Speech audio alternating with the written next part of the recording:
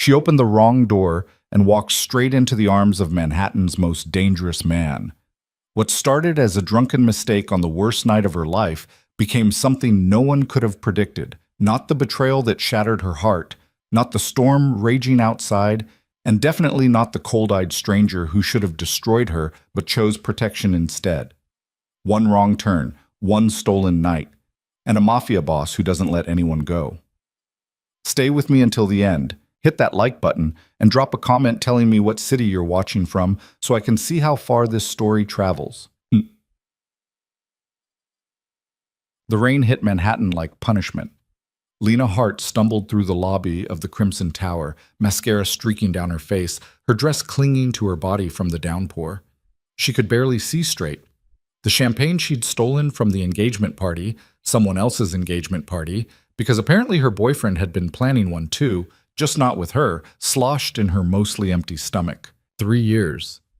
3 years she'd given Marcus, and he'd spent the last 6 months screwing his coworker while Lena worked late on design projects to help pay for their rent. She'd found out tonight when she'd shown up early to surprise him at the office party. Surprise. The elevator doors opened with a soft chime that felt too cheerful for the moment. Lena stepped inside, squinting at the panel. Marcus's friend James had given her a key card to crash in his suite for the night. He was out of town, felt bad for her, the usual pity routine. 23rd floor, he'd said. Or was it 25th? She jabbed the button for 25. Close enough. The elevator climbed while Lena's stomach dropped. She'd left everything. Her keys were in Marcus's apartment. Her dignity was somewhere on the floor of that conference room where she'd watched him kiss someone else against the window. Her self-respect had probably checked out 6 months ago when she'd ignored the late nights and the distant looks. The doors opened. She stepped into the hallway, which was too quiet, too elegant. The carpet was thicker here. The sconces were actual crystal. James was a junior analyst. This didn't match his pay grade, but Lena's brain was too soaked in alcohol and heartbreak to process the warning signs. She found Suite 2507 and pressed the keycard against the lock. Green light. Click. Thank God. She pushed inside, letting the door fall shut behind her, and immediately kicked off her heels. The suite was dark, except for the city lights filtering through floor-to-ceiling windows. She could see the outline of expensive furniture, the kind of space that cost more per night than she made in a month. Lena dropped her purse on the entry table and wandered toward what she assumed was the bedroom, peeling off her soaked cardigan. All she wanted was to fall into bed and let unconsciousness erase the last 4 hours. She found the bedroom, found the bed, didn't bother turning on the lights. She collapsed face first onto the mattress with a sound that was half sob, half groan. The sheets smelled incredible, expensive, like cedar, and something darker she couldn't name. James definitely had better taste than she'd given him credit for. Or maybe hotel suites at this level just came with premium everything. Lena rolled onto her back, staring at the dark ceiling. "You're a goddamn idiot," she whispered to herself. Not Marcus. Her. For believing it would last. For thinking she was enough. She closed her eyes. Sleep didn't come, but the room started spinning in a way that suggested she'd be regretting the champagne in about 4 hours. She lay there, suspended in that awful space between drunk and devastated, where everything hurt but nothing felt real. That's when she heard it. Water running. A shower. Lena's eyes snapped open. Her brain, sluggish and soaked in alcohol, tried to make sense of the sound. James was supposed to be in Chicago. He'd said so. He'd given her the keycard specifically because he wouldn't be here. Maybe he'd come back early? She should probably leave, or at least announce herself. Something. But her body felt like it weighed 1,000 pounds, and her pride was already in pieces on the floor. What was one more humiliation? She'd just apologize, grab her shoes, and find literally anywhere else to sleep. A bench, the subway, a dumpster, the water shut off. Lena sat up slowly, trying to organize her thoughts into something resembling a plan. She'd say sorry. She'd explain about the keycard. She'd leave. Simple. The bathroom door opened. A man stepped out, backlit by the bathroom light, wearing nothing but a towel around his waist. And Lena's alcohol-soaked brain registered 3 things in rapid succession. 1, this was definitely not James. 2, this man was built like violence, and money had a child and raised it on pure intimidation. 3, She was absolutely in the wrong room. "Who the hell are you?" His voice was low, controlled, and colder than the rain outside. Lena's mouth opened. Nothing came out. He didn't move towards her, but his posture shifted, weight forward, ready. Even half naked and dripping wet, he looked like a threat. Dark hair slicked back, sharp features that would have been handsome if they weren't arranged in an expression of lethal calculation, and eyes that caught the city light and turned it into something predatory. "I asked you a question." He took a step forward. Lena scrambled backward on the bed, words finally unsticking from her throat. I'm sorry. Wrong room. I have a key card, I thought. My friend said 23 or maybe 25, and I just..." She was babbling. She could hear herself babbling and couldn't stop. The man's eyes narrowed. "How did you get in here?" "The key card worked. I didn't break in, I swear, I just..." She held up her hands like that would prove her innocence. "I had the worst night, and I wasn't paying attention, and..." "Stand up!" It wasn't a request. Lena stood on shaking legs. The room tilted slightly. She grabbed the bedpost for balance. The man watched her with the kind of focus that suggested he was cataloging everything. Her smudged makeup, her wet dress, the way she swayed on her feet, deciding if she was a threat or just pathetic. Probably pathetic, Lena thought miserably. "What's your name?" he asked. Lena Hart. I'm really sorry. I'll just go." She moved toward where she thought she'd dropped her shoes, but the room's geography had gotten confused somewhere between the champagne and the panic. "Stop moving." She froze.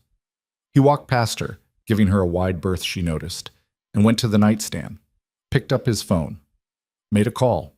"Vincent, Sweet's been compromised. No, she's..." He glanced at Lena, and his expression shifted into something that might have been amusement if it weren't so sharp. "She's drunk and claims she has a key card. Check the system, 2507. Silence while he listened. Lena wanted to melt into the floor. This was worse than finding Marcus.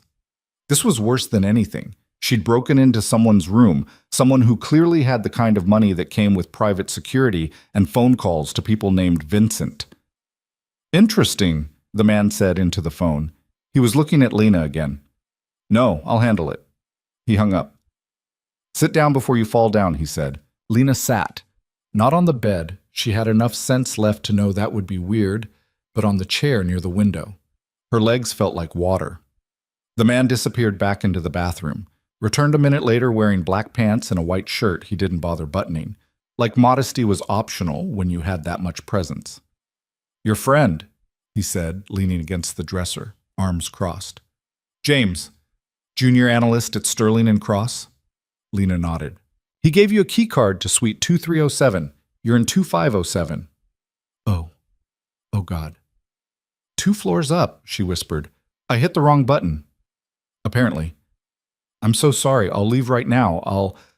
She stood again, too fast. The room did a slow spin. She sat back down hard. The man was silent for a long moment. Then he walked to the minibar, pulled out a bottle of water and handed it to her. Lena stared at it. "Drink," he said, "before you make yourself sick on my carpet." She took the bottle with shaking hands and drank.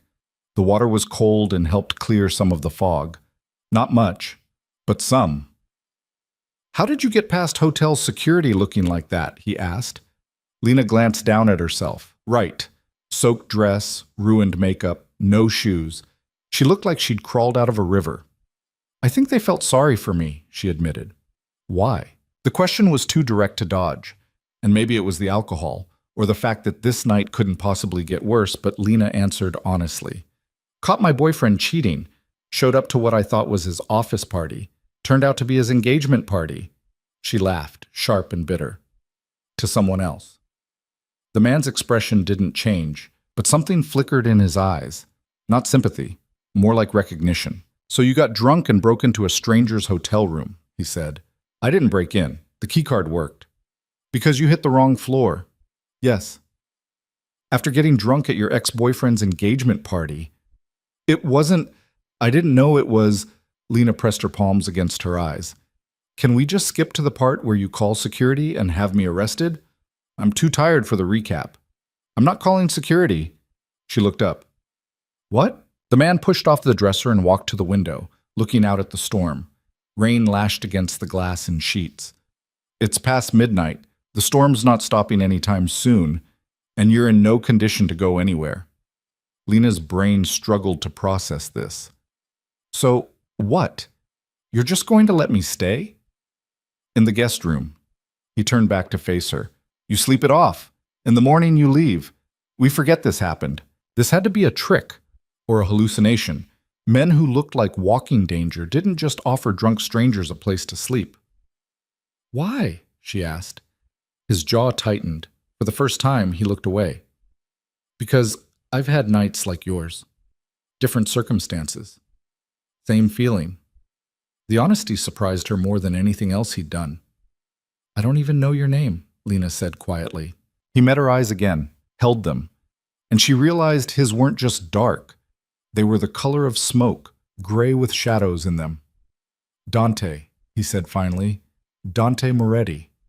The name tickled something in the back of her mind, but the champagne had turned her memory into Swiss cheese. Thank you, Dante, she said, for not, having me arrested or murdered. His mouth twitched. It might have been a smile. The night's young. He showed her to the guest room, which was nicer than her entire apartment, and pointed out the bathroom, the towels, the robe hanging on the door. Lock the door if it makes you feel safer, he said. I'll be in the living room if you need anything. Lena nodded, suddenly exhausted down to her bones. Dante turned to leave, then paused at the doorway. Lena. Yeah? Whatever he did, whoever he chose, that's about him, not you. The words hit harder than they should have. She nodded, not trusting herself to speak. He left, closing the door quietly behind him. Lena stood there for a moment, dripping on the expensive carpet, trying to figure out what the hell had just happened. Then she peeled off her wet dress, took the fastest shower of her life, and crawled into the guest bed wearing the hotel robe. The sheets still smelled like cedar. She was asleep in minutes. Lena woke to splitting pain behind her eyes and sunlight cutting through the curtains like a weapon. Hangover. Right. She groaned and rolled over, then froze as the previous night came flooding back in pieces. The party. Marcus, the wrong room, the man in the towel. Dante. She sat up slowly, taking stock. Guest room. Still wearing the robe. Clothes nowhere in sight. This was fine. Everything was fine. Except the part where she'd drunkenly broken into a stranger's hotel suite, and he'd been weirdly decent about it. Lena found her dress hanging in the bathroom, mostly dry. Someone had clearly moved it from wherever she'd dropped it. The thought of Dante handling her wet clothes made her want to crawl under the bed and die, but she forced herself to get dressed anyway. She looked like hell. Makeup smudged beyond repair, hair a disaster, dress wrinkled. But it would have to do. She opened the guest room door carefully. The suite's living room was empty. Quiet. Morning light poured through the massive windows, showing off the space she'd been too drunk to appreciate last night. This wasn't just a hotel suite. This was the kind of place that had actual art on the walls, furniture that belonged in a magazine, and a view of Central Park that probably cost more per night than her monthly rent. A note sat on the coffee table next to a glass of water and 2 aspirin. Take these. There's coffee in the kitchen. Leave whenever you're ready. Last night stays between us. Lena picked up the aspirin, studying the handwriting. Bold, clean, efficient, like the man himself. She took the pills, drank the water, and made her way to the kitchen where a full pot of coffee waited. Someone, Dante presumably, had set out a clean mug. This whole situation was surreal. She poured coffee, added cream from the mini-fridge, and stood at the window while she drank it. The storm had cleared. The city looked washed clean, all glass and steel gleaming in the morning sun. Somewhere down there, Marcus was probably waking up next to his new fiancée. And Lena was drinking coffee in a presidential suite with a stranger who'd shown her more kindness in one night than Marcus had in the last 6 months. The universe had a twisted sense of humor. She finished the coffee, rinsed the mug, and gathered her things. Her purse was still on the entry table where she'd dropped it. Her shoes were by the door, neatly arranged. Lena slipped them on, took one last look at the suite, and let herself out. She half expected to see Dante in the hallway, but it was empty except for a cleaning cart 3 doors down. The elevator ride down felt like descending from a fever dream back into regular life. By the time she hit the lobby, Lena had almost convinced herself last night hadn't happened. Just the champagne playing tricks. A grief hallucination. Except when she walked past the front desk, the concierge looked up and said, "Ms. Hart, Mr. Moretti wanted to ensure you made it home safely. Would you like us to call you a car?" So, not a hallucination. "No, thank you," Lena managed. "I'm fine." She wasn't fine, but she made it to the subway, made it to her friend Jessa's apartment in Brooklyn, and collapsed on the couch with the whole sorry story spilling out. "Wait," Jessa said, sitting up from where she'd been listening with increasing disbelief. "You broke into Dante Moretti's suite?" "I didn't break in. The keycard worked." "Lena, do you know who Dante Moretti is?" The way she said it made Lena's stomach drop. "Should I?" Jessa grabbed her laptop. 30 seconds of typing later, she turned the screen around. Lena read the headline, "Moretti Holdings expands Manhattan real estate empire. CEO Dante Moretti keeps low profile, despite billion-dollar portfolio." Below it, a photo. The same man from last night, but in a suit that probably cost more than her car, standing in front of a building Lena recognized. The Crimson Tower. "He owns the hotel," she whispered. "He owns half of Manhattan," Jessa corrected. "Hotels, restaurants, commercial real estate, and that's just the legitimate business." "What's the illegitimate business?" Jessa gave her a look. "No one knows for sure, but the Moretti family name comes with rumors, the kind that involve the words organized crime and don't ask questions." Lena's mouth went dry. "I slept in a mob boss's guest room." "You got drunk and passed out in a mob boss's guest room after breaking into his suite." "I didn't break in." Lena stopped, put her head in her hands. "Oh my God, I could have been killed." "But you weren't," Jessa pointed out. "He gave you aspirin and coffee and let you leave.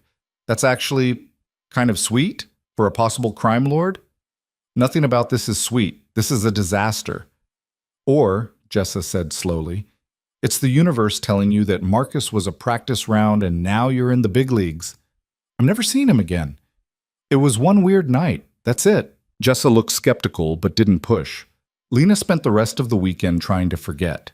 She deleted Marcus's number, blocked him on everything. Threw herself into work. She had 2 client presentations next week and a portfolio review coming up for a position she desperately needed. By Monday morning, the whole thing had faded into something that felt like someone else's story. She dressed in her best interview outfit, black slacks, cream blouse, hair pulled back, and took the subway into Manhattan. The design firm she was interviewing with, Levine and Associates, had a reputation for working with high-end commercial clients. Landing a position there would change everything. The offices were in Midtown, all clean lines and modern furniture. Lena checked in with the receptionist, who told her to wait. She sat in the lobby reviewing her portfolio one more time, trying to calm her nerves. "Miss Hart?" A woman in her 50s with sharp eyes and sharper heels appeared. "I'm Diana Levine. Thank you for coming in." Lena stood, shook her hand. "Thank you for the opportunity." Diana led her down a hallway to a conference room. "We're expanding our commercial division and looking for someone with fresh perspective. Your residential work is impressive, but we're curious to see how you translate that to larger-scale projects." "I'm excited to try," Lena said honestly. Diana smiled. "Good. We have one more partner joining us. He's the client for our latest project and wanted to be part of the interview process." "Ah, here he is." The conference room door opened. Lena turned, and every word she'd prepared evaporated as Dante Moretti walked into the room wearing a charcoal suit and an expression of mild surprise that matched her own shock. "Ms. Hart," he said smoothly, like they'd never met, like she hadn't passed out in his guest bed 72 hours ago. "Thank you for meeting with us." Diana looked between them. "You two know each other?" "We've crossed paths," Dante said before Lena could speak. His eyes stayed on hers. Briefly, Lena's brain scrambled to catch up. This was the client? He was going to be in the interview? "Wonderful," Diana said, oblivious to the undercurrent. "Dante's invested in our firm's expansion and has a project that needs the right creative eye. Shall we begin?" Lena nodded, not trusting her voice. They sat. Diana pulled up the project brief on the screen, a full redesign of a presidential suite in a luxury hotel. The presidential suite at the Crimson Tower. Of course it was. We want someone who understands luxury but isn't afraid to challenge conventions, Dante said, his voice professional, controlled. Someone who can see potential where others see limitations. Was he talking about the suite or about her? Lena forced herself to focus, to be professional. This was her shot. She couldn't blow it just because the client had seen her at her worst. I'd approach it as a story, she said, finding her footing. Every space tells one. Right now, hotel suites tend to tell the same story. Generic luxury, impersonal comfort. But a presidential suite should feel like a secret.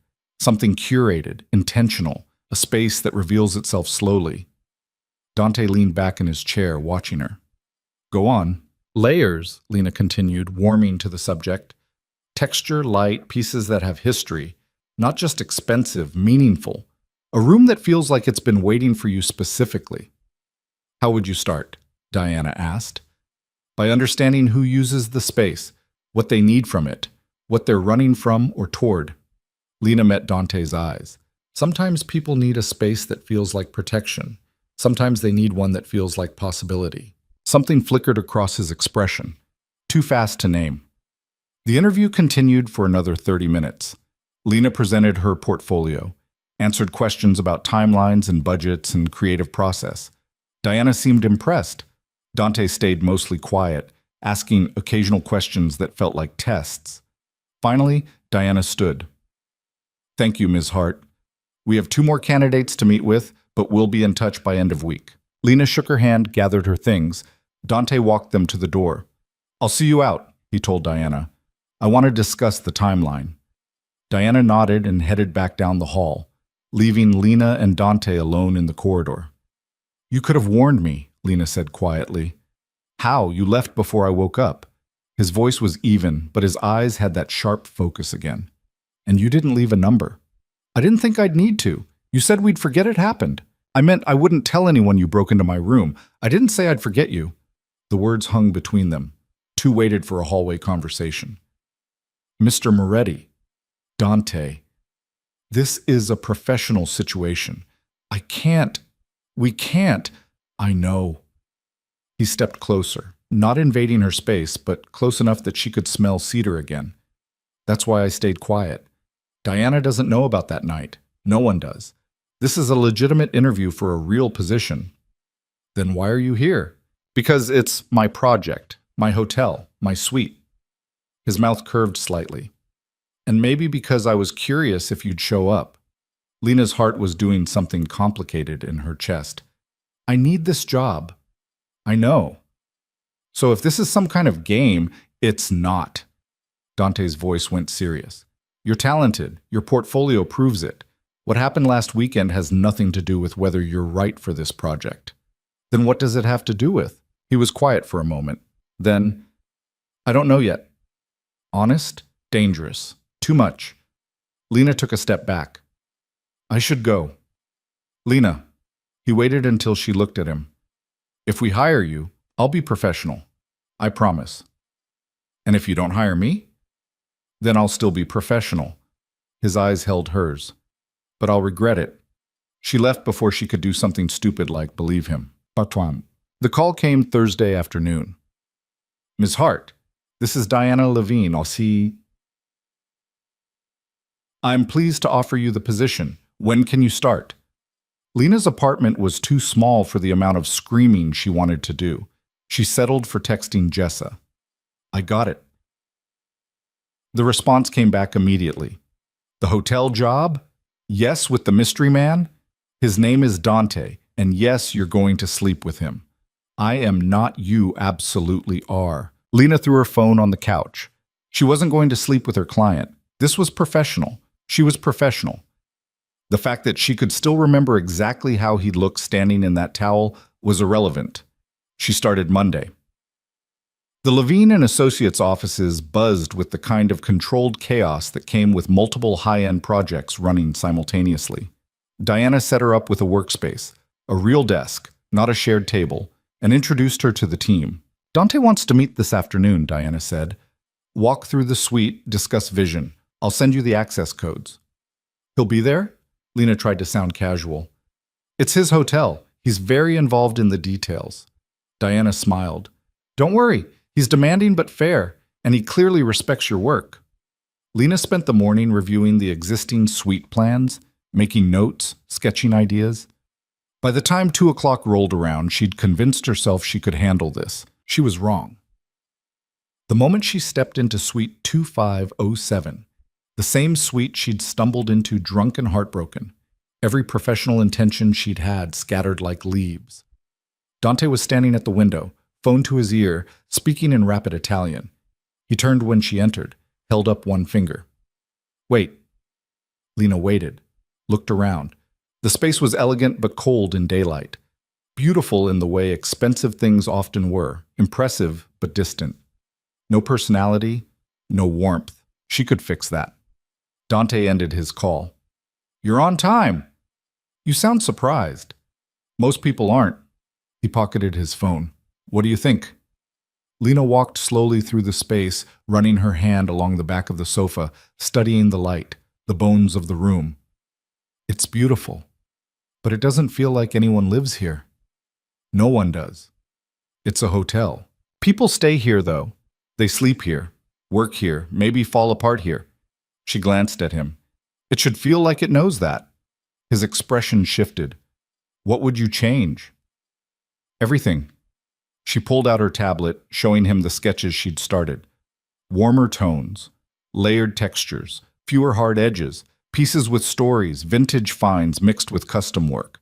"I want someone to walk in and feel like they've been let into a secret." Dante moved closer to see the screen, close enough that she could feel the heat of him.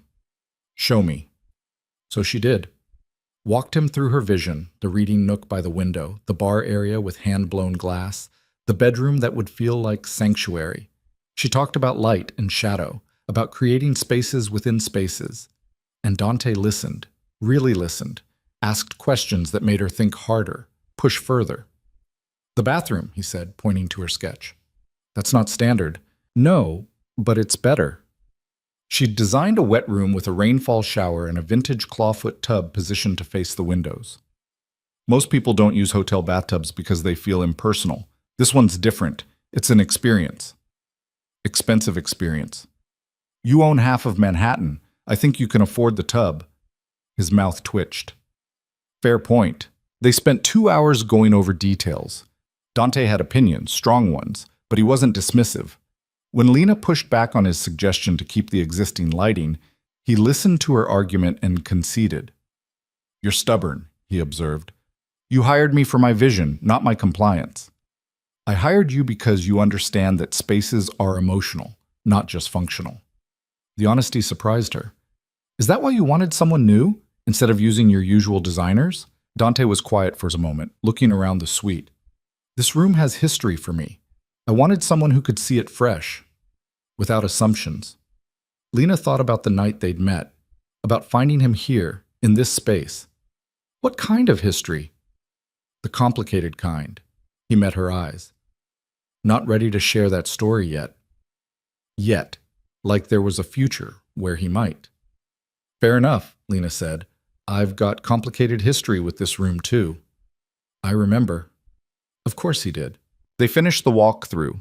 Dante approved her preliminary budget, barely glanced at the numbers, actually, which suggested either complete trust or complete indifference to cost. "How long?" he asked as they headed toward the door. 8 weeks if everything goes smoothly, 10 if we hit complications." "Make it 8. I have an event here in November. I want it done." "That's 3 months away." "I'm aware." He held the door open for her. "You said you could do it." "I said 8 weeks if everything goes smoothly. Things never go smoothly." "Then make them." His voice was calm but inflexible. "I have faith in you." Lena wanted to argue, but the challenge in his eyes stopped her. He was testing her again, seeing if she'd buckle under pressure. 8 weeks, she agreed, but I'll need direct access to you for approvals. No waiting 3 days for your assistant to forward emails. "Done. Give me your number." She recited it, watched him save it in his phone. "Don't abuse this," she warned. "I never abuse anything I value." The way he said it made her stomach flip. Lena left before she could analyze that too closely. The next 6 weeks blurred into controlled chaos. Lena threw herself into the project with single-minded focus. She met with fabricators, hunted vintage pieces in Brooklyn warehouses, argued with contractors about timelines. Diana gave her surprising freedom, and Dante, true to his word, responded to her messages within hours, approved changes without micromanaging. But their interactions stayed carefully professional. Brief texts about tile samples, quick calls about furniture delivery. A couple of in-person meetings where they discussed progress with Diana present. Nothing personal, nothing that referenced the night they'd met. Lena told herself she was relieved. She was lying, because every time her phone buzzed with a message from Dante, her heart did something stupid. And every time she stood in that suite, she remembered how he'd looked at her, not with pity, but with something close to understanding. "You're thinking about him," Jessa announced one Friday night over wine. "I'm thinking about grout color." "Liar," Lena sighed. "It doesn't matter, this is professional. He gave you his personal number, for work purposes. He watches you when you're in the room. Vanessa from accounting told me. She saw you two at a site meeting last week." Vanessa from accounting needs a hobby. Jessa leaned forward. "Do you like him?" "I don't know him." "That's not an answer." Lena stared into her wine. "He's dangerous. Or he's damaged. There's a difference. Either way, it's a bad idea. The best ones usually are." By week 7, the suite was nearly finished. The transformation was stunning. Lena knew it without ego. She'd turned cold elegance into warm sophistication, created spaces that invited you to stay, to breathe, to feel safe. The vintage tub had arrived from an estate sale in Connecticut, the custom bar from a craftsman in Red Hook. The bedroom now had blackout curtains and charcoal velvet, and a reading chair positioned perfectly for morning light. It looked like a home, a beautiful, expensive, carefully curated home. Dante came to see it on a Tuesday evening. Lena was alone in the suite, arranging books on the shelves she'd installed. She'd bought first editions, old poetry collections, novels with broken spines, books that had been loved. She heard the door open, turned. Dante stood in the entryway, perfectly still. "Well," she asked, suddenly nervous. "What do you think?" He didn't answer immediately, just walked slowly through the space, taking it in, ran his hand along the bar, studied the tub, stood at the window where she'd positioned a leather chair. Lena waited, barely breathing. Finally, he turned to face her. "It's perfect." The relief hit hard. "Yeah? You made it feel—" He stopped, started again. "I've been in this room 1,000 times. I've never wanted to stay before." Something in his voice made her chest tight. "That was the goal," she said quietly. Dante crossed to where she stood by the bookshelf, picked up one of the volumes she'd chosen, Neruda, the spine worn soft. "You read Spanish?" he asked. "No, but I liked the way it felt in my hands. Old things have weight." He set the book down carefully. "You see things other people miss. Or I'm just good at faking it." "You don't fake anything." His eyes found hers. "It's one of the things He stopped. "One of the things that makes you good at this." What had he almost said? Lena didn't ask. "There's still punch list items," she said, retreating to safer ground. "Final walkthrough next week. Diana wants to schedule the photography for— Have dinner with me." The words landed like a door slamming. Lena stared at him. "What?" "Dinner. Tomorrow night, to celebrate the project." "That's not— We can't— "Why not?" "Because you're the client. Because this is professional. Because you're scared," Dante finished. "I'm not scared." "Then have dinner with me." Her heart was pounding. "This is a terrible idea." "Probably." He didn't move closer, but his focus was absolute. "But I'm asking anyway." Lena should say no. Every rational part of her brain was screaming it. "One dinner," she heard herself say. "That's it?" His smile was slow and devastating. "One dinner," he agreed. And Lena realized, far too late, that she'd just made a mistake she couldn't take back. Lena changed outfits 4 times before settling on a black dress that looked effortless but had cost her 2 weeks of grocery money. She told herself it was just dinner, a professional celebration. Nothing more. Jessa, sprawled on her bed watching the wardrobe crisis unfold, wasn't buying it. "You're wearing the good underwear," she observed. "I always wear good underwear. Those are from the set you bought for Marcus's birthday." The one you never gave him because you found out he was screwing Jennifer for marketing. Lena threw a shoe at her. Jessa dodged, laughing. I'm making a point, Lena said, that I've moved on, that I'm not some pathetic woman who falls apart over a cheating ex. By having dinner with a maybe mob boss? He's a real estate developer with rumored mafia connections. Rumored, not confirmed. Lena checked her reflection one more time. The dress hit right above the knee, elegant without trying too hard.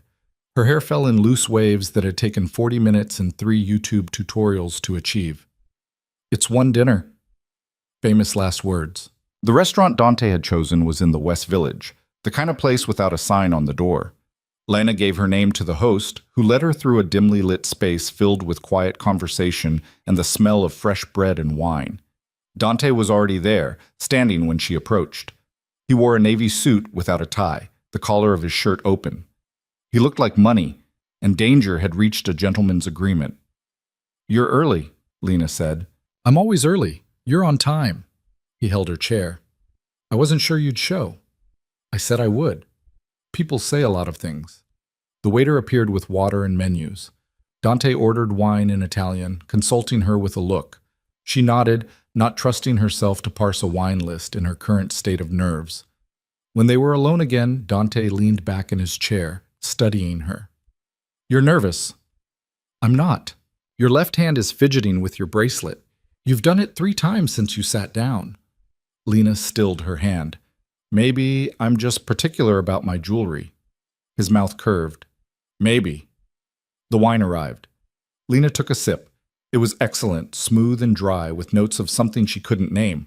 Probably cost more than her rent. So, she said, needing to break the silence, tell me about the event. The one in November. It's a gala, fundraiser for a local youth center. Dante swirled his wine, watching the legs run down the glass. We do it every year. High-profile donors, press, the usual circus.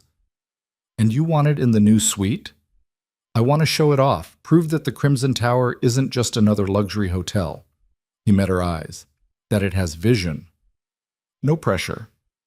You can handle pressure. I've seen you argue with contractors twice your size about tile placement. Lena felt heat creep up her neck. You were watching that? I was passing by. You told the guy from Queens that his installation method was amateur hour, and if he didn't fix it, you'd find someone who graduated kindergarten. He was doing it wrong. He was terrified. Good. Fear motivates quality. Dante laughed. A real laugh, not the controlled version she'd heard before. The sound did something dangerous to her composure. The food arrived in courses, each one more beautiful than the last. They talked about the project, about design philosophy, about how spaces shaped behavior. Dante had opinions on architecture that surprised her. He understood how rooms made people feel, how light and proportion created emotion. You think about this a lot, Lena observed, cutting into perfectly cooked lamb. I collect buildings. I should understand what makes them work. He paused.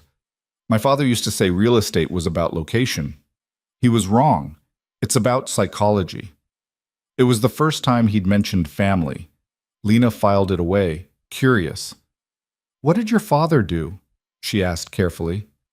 Dante's expression went neutral. Import-export, traditional family business. The way he said it suggested the conversation was closed. Lena let it drop. What about you? Dante asked. How does someone end up in interior design? My mom was an artist, painter mostly. She saw the world in color and composition. Lena smiled at the memory. She used to rearrange our apartment every 6 months. New layout, new energy. Drove my dad crazy, but I loved it. Watching her transform space with just furniture and light. She taught you. She died when I was 16. Cancer. The word still tasted bitter. But yeah, she taught me to see possibilities instead of limitations. Dante was quiet for a moment. I'm sorry. It was a long time ago. Lena took another sip of wine. What about your family? Any interior designers in the Moretti lineage? My mother liked beautiful things. She had excellent taste and terrible judgment in men. Past tense. Lena noted it but didn't push. My father, Dante continued, believed function was all that mattered. A room was a room, 4 walls and a purpose. You disagree. I think he missed the point of living. Dante's voice was careful, controlled. Survival isn't the same as life. There was weight in those words. History. Lena recognized the shape of old pain even if she couldn't see the details. Is that why you wanted the suite redesigned? She asked. To prove he was wrong? Dante met her eyes. Maybe I wanted to see if someone could take a room I'd been avoiding and turn it into something I couldn't stay away from. The air between them shifted, got thicker. Did it work? Lena asked quietly. You tell me. She should look away, make a joke, change the subject. Instead, she held his gaze and said, I think you're harder to read than any room I've designed. Good. I prefer it that way. Why? Because the moment someone can read you is the moment they can use you. Lena set down her wine glass. That's a lonely way to live. It's a safe way to live. Are those the same thing? Dante didn't answer, just watched her with those smoke-gray eyes that gave nothing away. The waiter cleared their plates, offered dessert. Dante ordered something chocolate without consulting the menu, and Lena realized he'd been here before, probably many times. This was his territory, his comfort zone. She was the variable. Can I ask you something? Lena said when they were alone again. You can ask. I might not answer. That night, the night I stumbled into your room, you could have thrown me out, had me arrested. Instead, you let me stay. She leaned forward slightly. Why? Dante was silent for a long moment. His fingers traced the stem of his wine glass, a rare tell of discomfort. I told you, he said finally. I recognized the feeling. What feeling? Being in the wrong place at the worst possible moment and needing someone to see you as human instead of a problem. The honesty caught her off guard. When did that happen to you? Long time ago. Different circumstances. He looked up and something in his expression had shifted, less guarded. I was 17. My father had just died. There were people at the funeral who'd pretended to be friends, but were really circling like vultures, waiting to see if I'd be weak. Were you? For about 10 minutes. Then I learned that weakness gets you killed in my world. Lena's chest tightened. That's a lot of pressure for a 17-year-old. I had good teachers. Most of them taught me what not to do. Dante's mouth twisted. But there was one man, my father's lawyer. He pulled me aside at the reception, told me I didn't have to pretend. That grief was human, not weakness.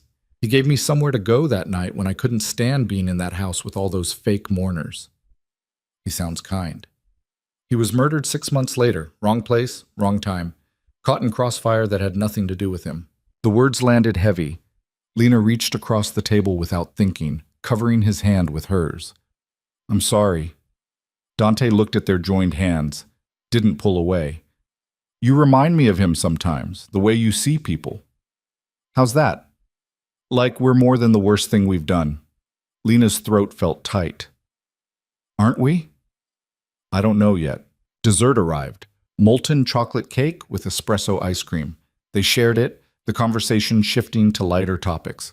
Books they'd read, films they'd argued about with friends. Dante, it turned out, had terrible taste in movies.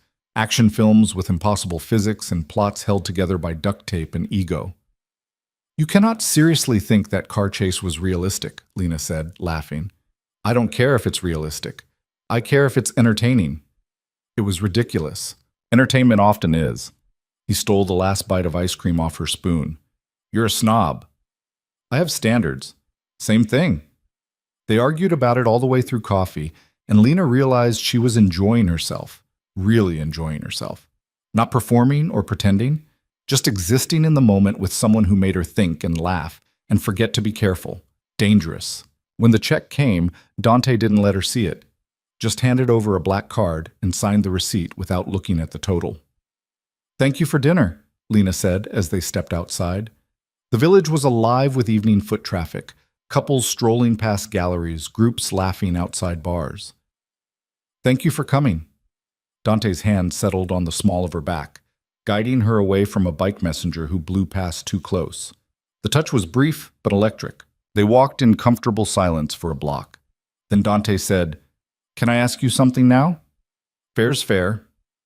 That night, the boyfriend. Do you still think about him? Lena considered lying, decided against it. Sometimes, not because I miss him, because I'm angry at myself for not seeing it sooner. That's not your fault, isn't it?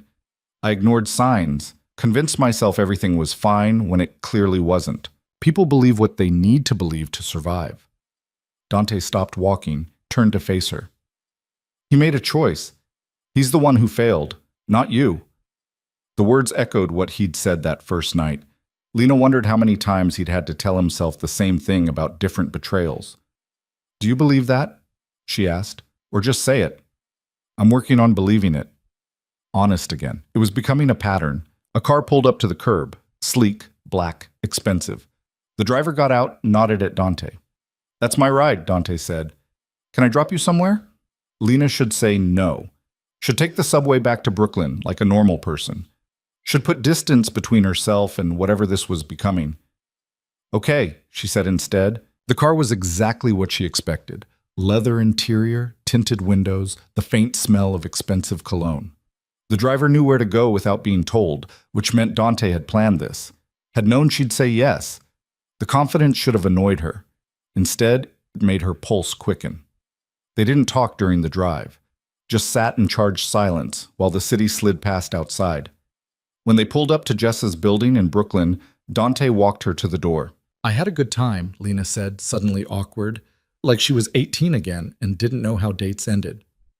So did I. Dante stepped closer. Not touching, but close enough that she had to tilt her head back to meet his eyes. I want to see you again. We have the final walkthrough next week. I don't mean professionally. Her heart was doing that complicated thing again. Dante, I know all the reasons this is a bad idea, he said quietly. I've listed them, repeatedly. To myself, to my better judgment, to every rational thought I have. And I'm asking anyway. Lena should be smart, should protect herself, should remember that men like Dante Moretti came with complications she couldn't begin to untangle. One more dinner, she heard herself say. His smile was slow and certain. One more. He kissed her hand, old-fashioned, deliberate, and walked back to the car.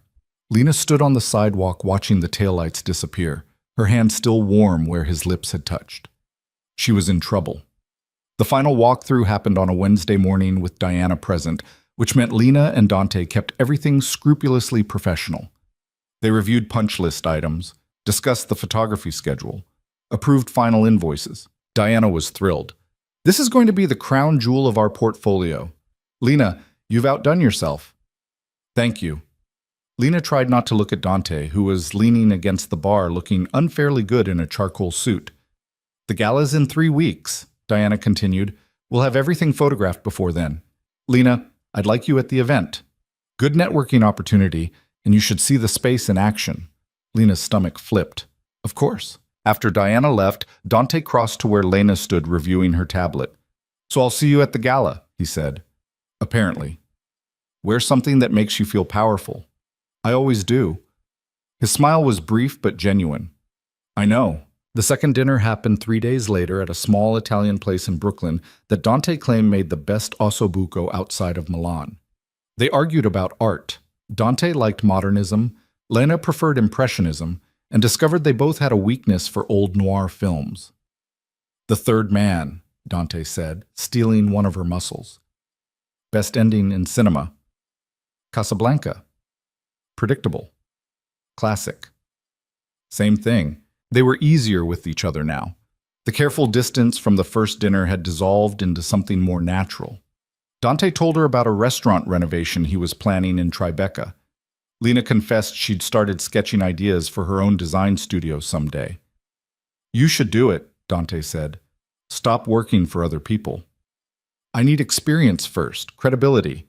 You have talent. That's all the credibility you need. Says the man who inherited an empire. Dante's expression shifted. I inherited debt and enemies. The empire I built myself. The edge in his voice told her she'd hit something tender. I'm sorry, I didn't mean... It's fine. He forced his shoulders to relax. People make assumptions. It's easier than asking questions. Then I'm asking, what really happened when your father died? Dante was quiet for a long moment, staring at his wine. When he spoke, his voice was careful, controlled. My father was a complicated man. He built something powerful, but he also made enemies. When he died, those enemies thought they could take what he'd built. Dante met her eyes. I proved them wrong. How? By being more ruthless than they expected from a 17-year-old kid. The words hung between them. Lena should be scared, should recognize the warning signs. Instead, she just felt sad for the boy who'd had to become dangerous to survive. Do you regret it? She asked quietly. Regret what? Surviving? Becoming what you had to become. Dante's jaw tightened. Every day. But regret doesn't change the past. It just makes the present heavier. Lena reached across the table again, the gesture becoming familiar. You're not what people think you are. Yes, I am. I'm exactly that. He turned his hand over, lacing his fingers through hers. But maybe with you, I could be something else, too. The admission cost him. She could see it in the tension around his eyes. What do you want to be? She asked. I don't know yet. Someone who doesn't have to calculate risk every time he cares about something. That sounds exhausting. It is. They finished dinner and walked along the waterfront, the Manhattan skyline bright across the water. Dante told her about growing up in Little Italy, back when it still felt like a neighborhood. Lena talked about her mom's art studio, the smell of oil paints and turpentine that meant home. When Dante's car dropped her off that night, he walked her up again, stood closer this time. I want to kiss you, he said. Direct. No games. Lena's pulse jumped. That's probably a bad idea? Probably. We're still technically working together. The project's done. Invoices are filed. The gala is 3 weeks away. He stepped closer.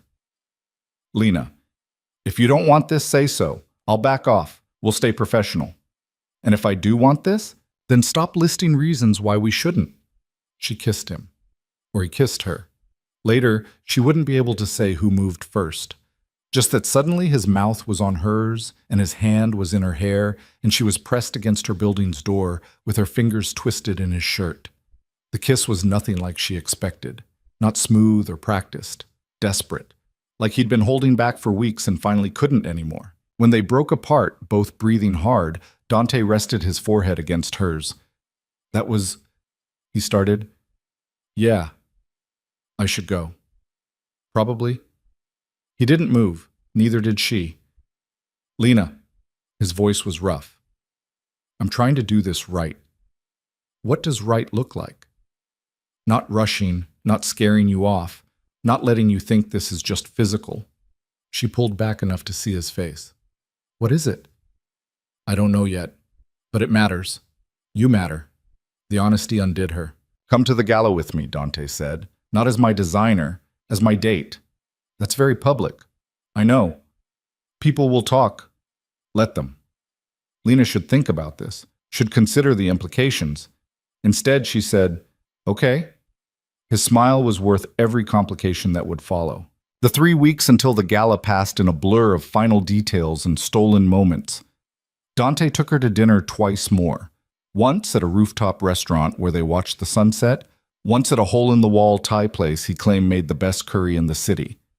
He was right about the curry. They texted constantly. Stupid things, mostly. Photos of bad design choices spotted in the wild. Arguments about whether pineapple belonged on pizza. Once, very late at night, Dante sent her a message that just said, can't sleep, thinking about you.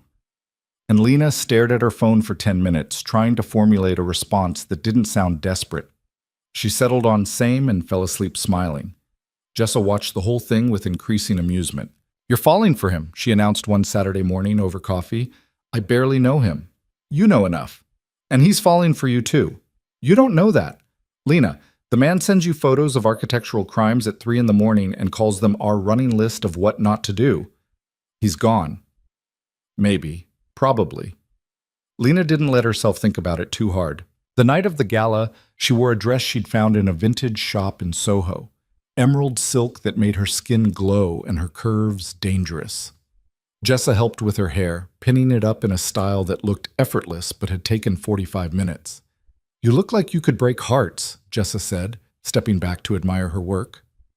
I'm just trying not to embarrass myself in front of Manhattan's elite. Please, you're going to walk in on Dante Moretti's arm. You've already won. Dante picked her up himself, no driver this time. He wore a tuxedo that should be illegal and looked at her like she'd stopped his heart. You're beautiful, he said, simple, direct. You clean up okay yourself. His laugh was quiet. Come on, let's go show off your work. The Crimson Tower lobby was transformed.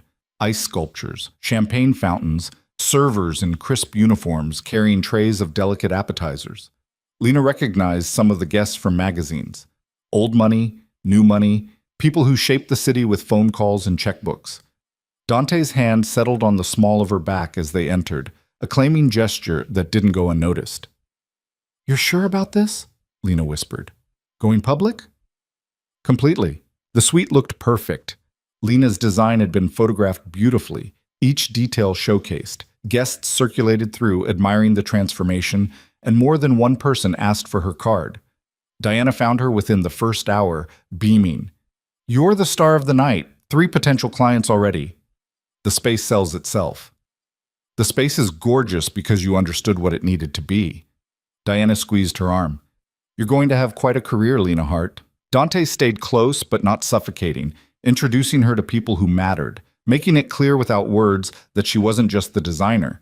She was with him. Around 10, a man approached. Older, expensive suit, cold eyes. He looked at Lena the way someone might assess furniture. Dante.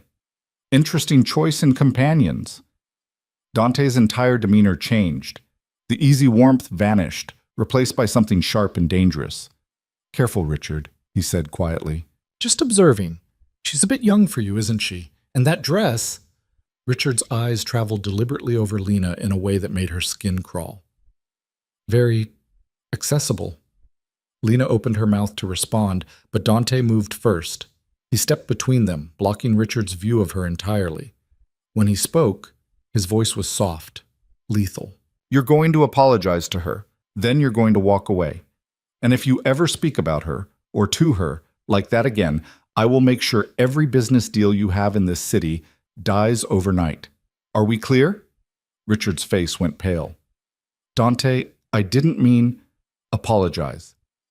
I'm sorry, Miss Hart, Lena supplied, her voice steadier than she felt. Miss Hart, I apologize. Dante didn't move. Now leave. Richard left. The whole exchange had taken maybe 30 seconds, but Lena felt like she'd witnessed something fundamental shift. This was the man people whispered about, the one who built empires and crushed threats with terrifying calm. Dante turned back to her, his expression smoothing. Are you okay? I've handled worse. You shouldn't have to handle that at all. His hand found hers. Come on, let's get some air. They slipped out onto the private balcony attached to the suite. The city sprawled below them, endless lights against dark sky. I'm sorry, Dante said after a moment. For what? You defended me. For bringing you into this. For exposing you to men like Richard. Lena turned to face him. I chose to come tonight. I chose to be here with you. Lena, no. Listen. She stepped closer. I know what people think about you. I've heard the rumors, and maybe some of them are true. But you've never been anything but honest with me.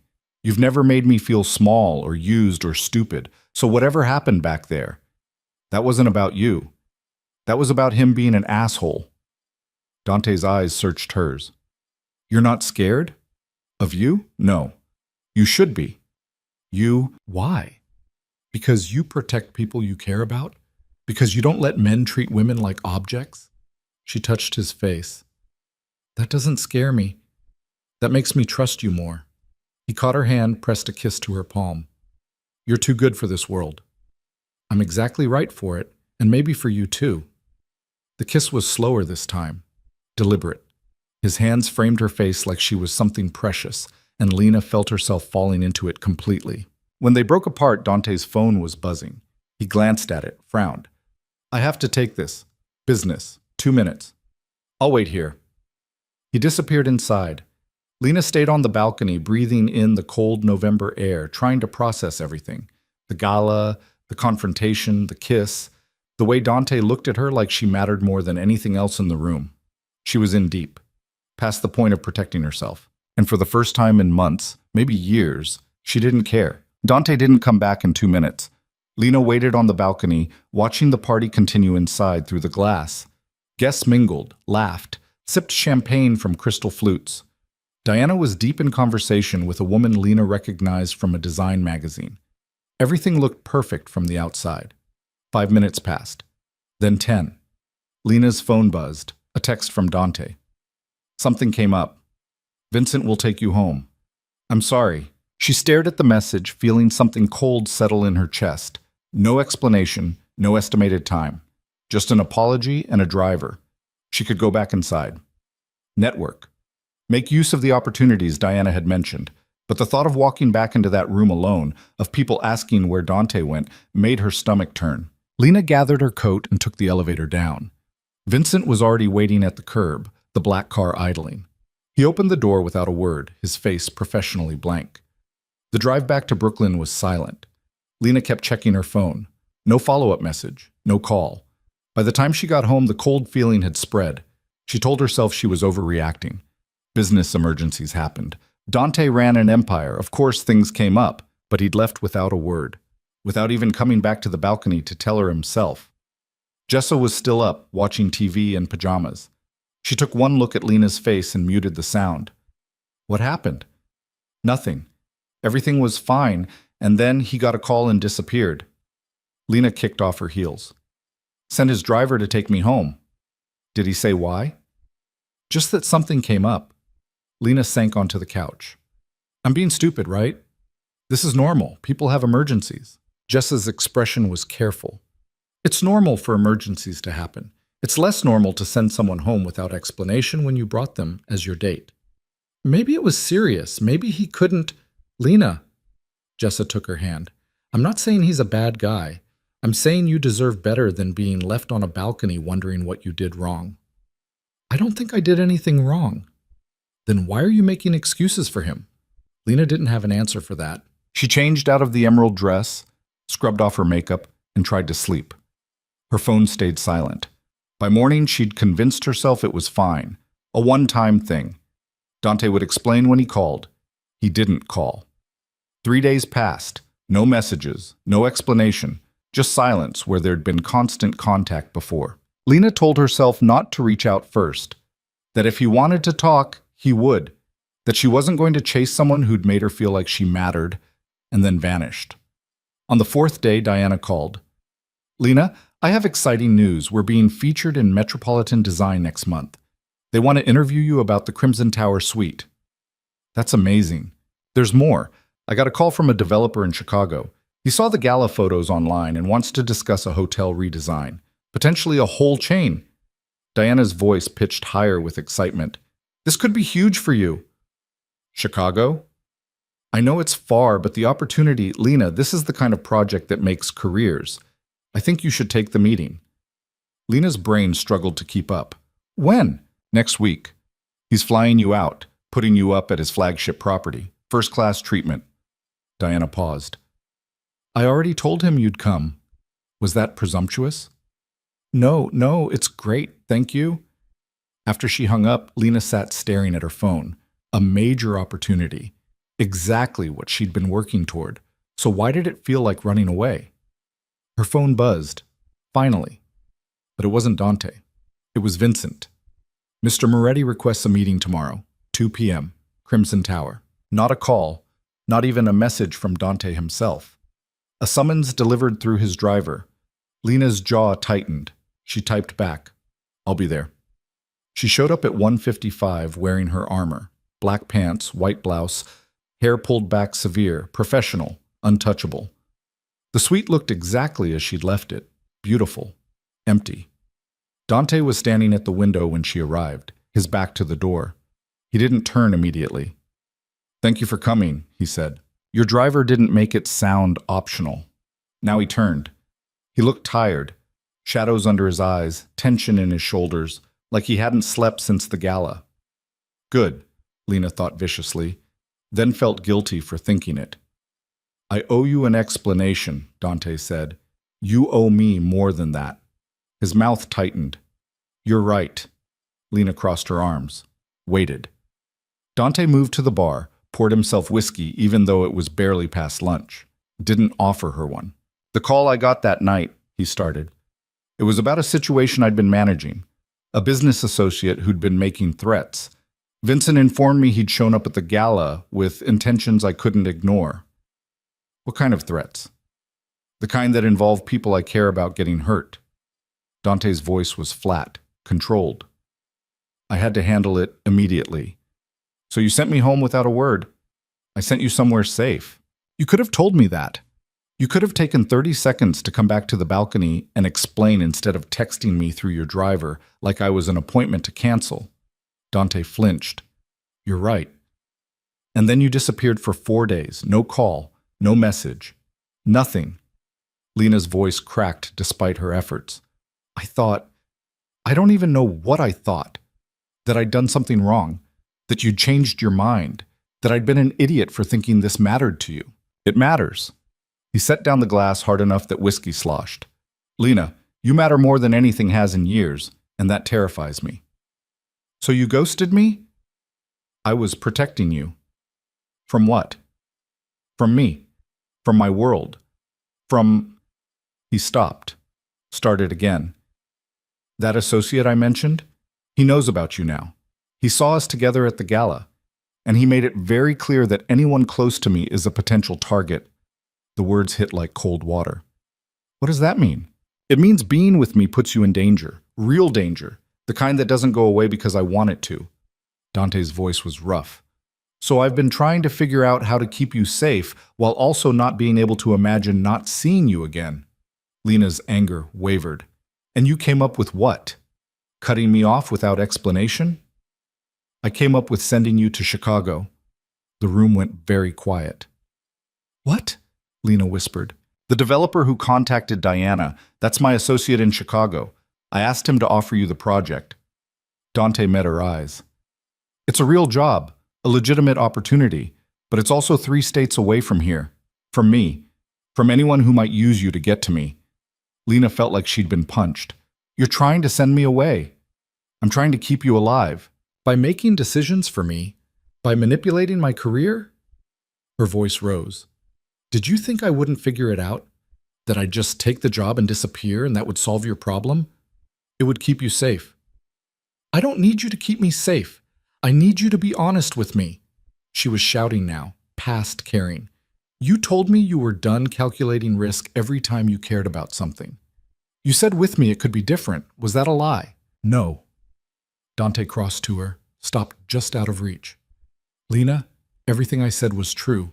But that was before I fully understood what being with me would cost you. Shouldn't I get to decide what I'm willing to pay? Not when the price might be your life.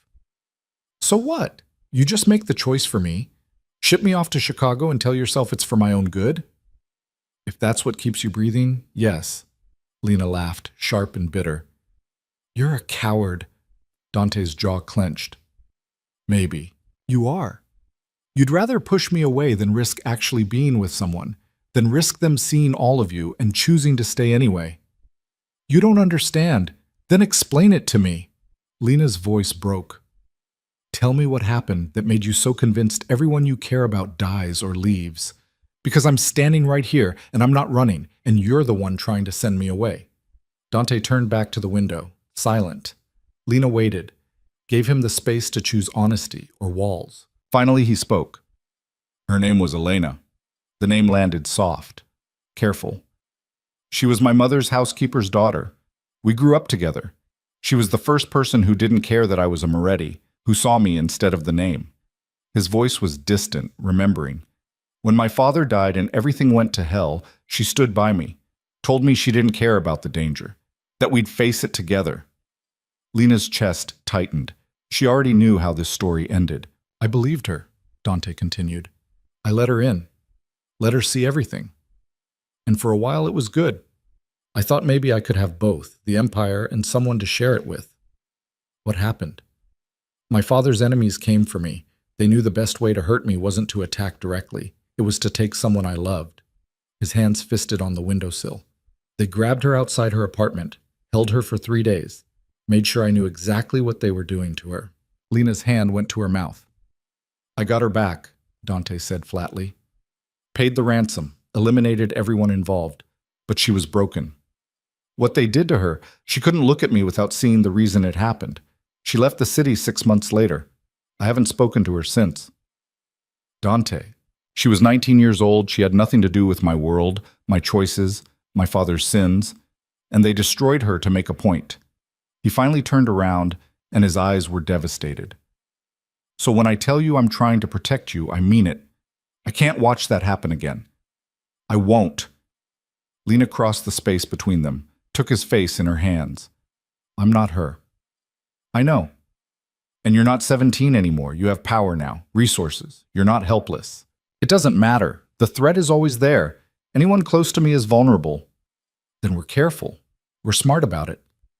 Her thumbs traced his cheekbones. But you don't get to make my choices for me.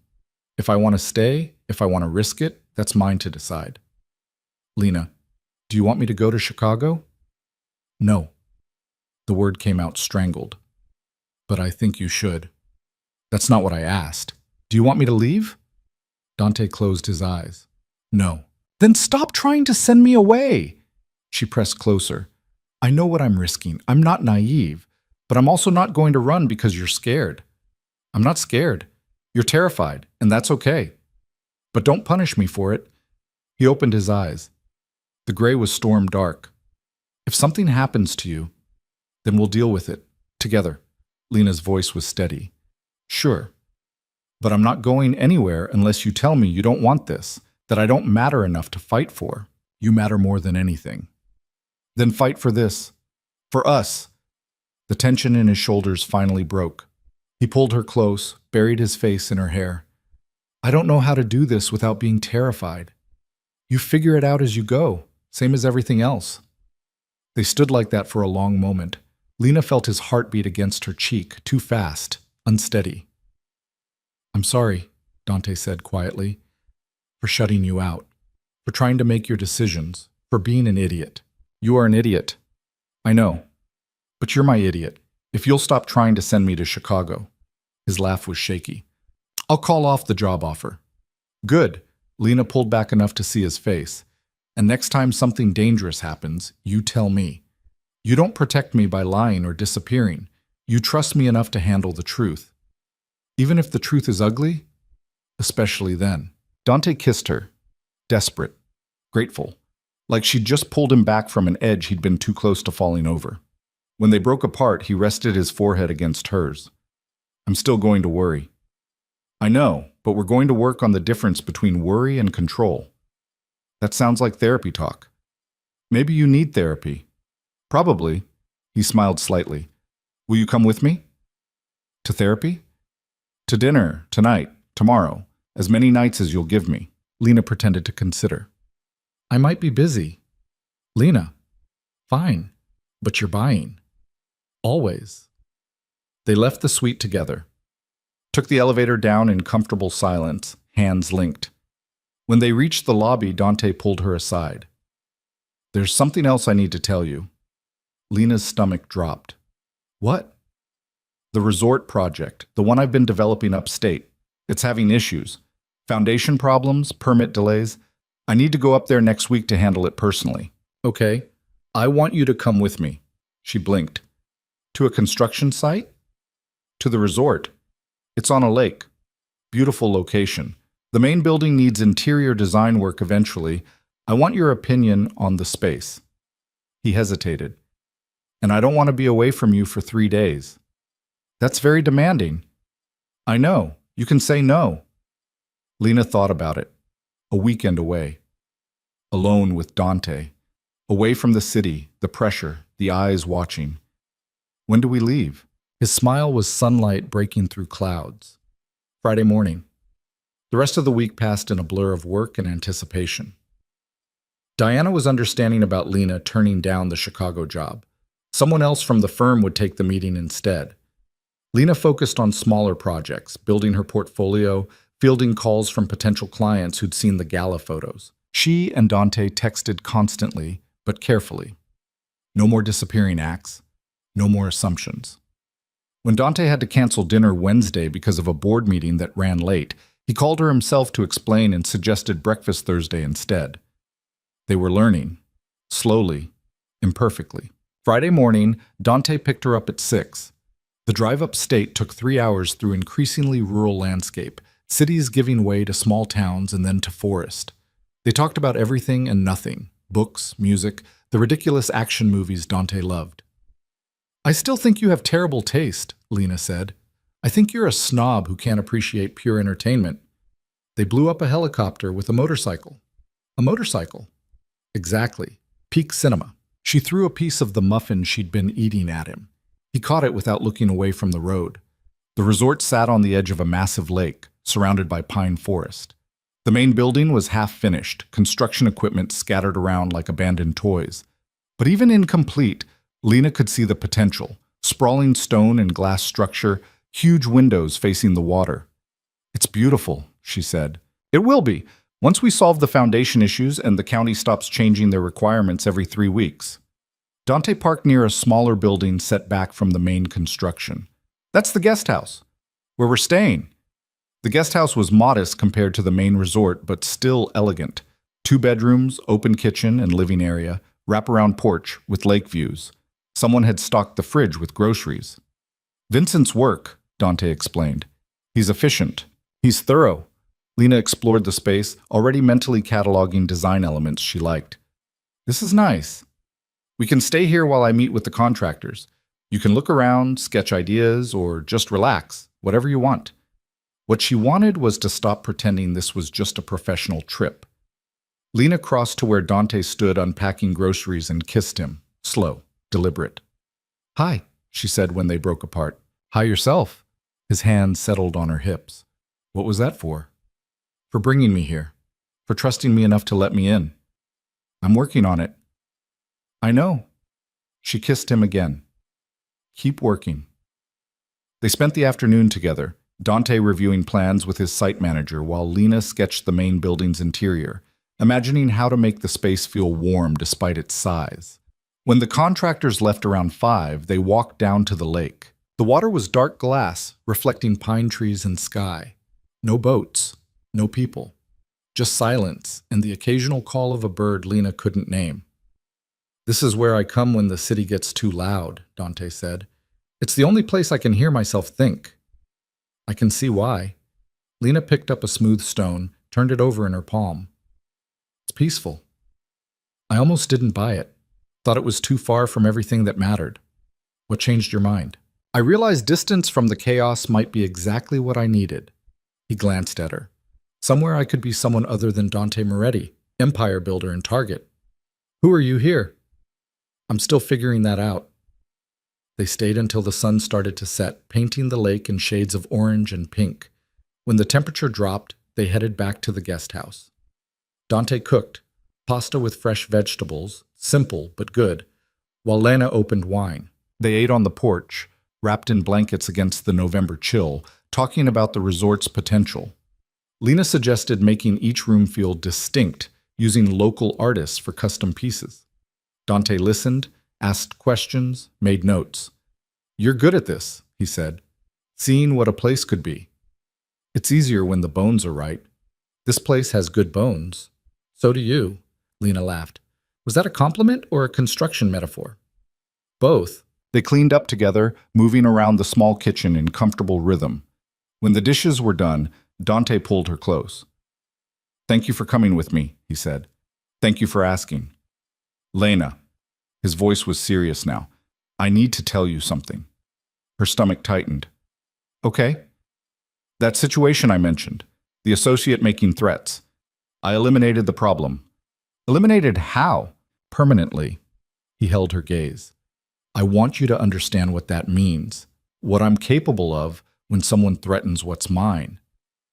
Lena's heart was pounding. This was the moment.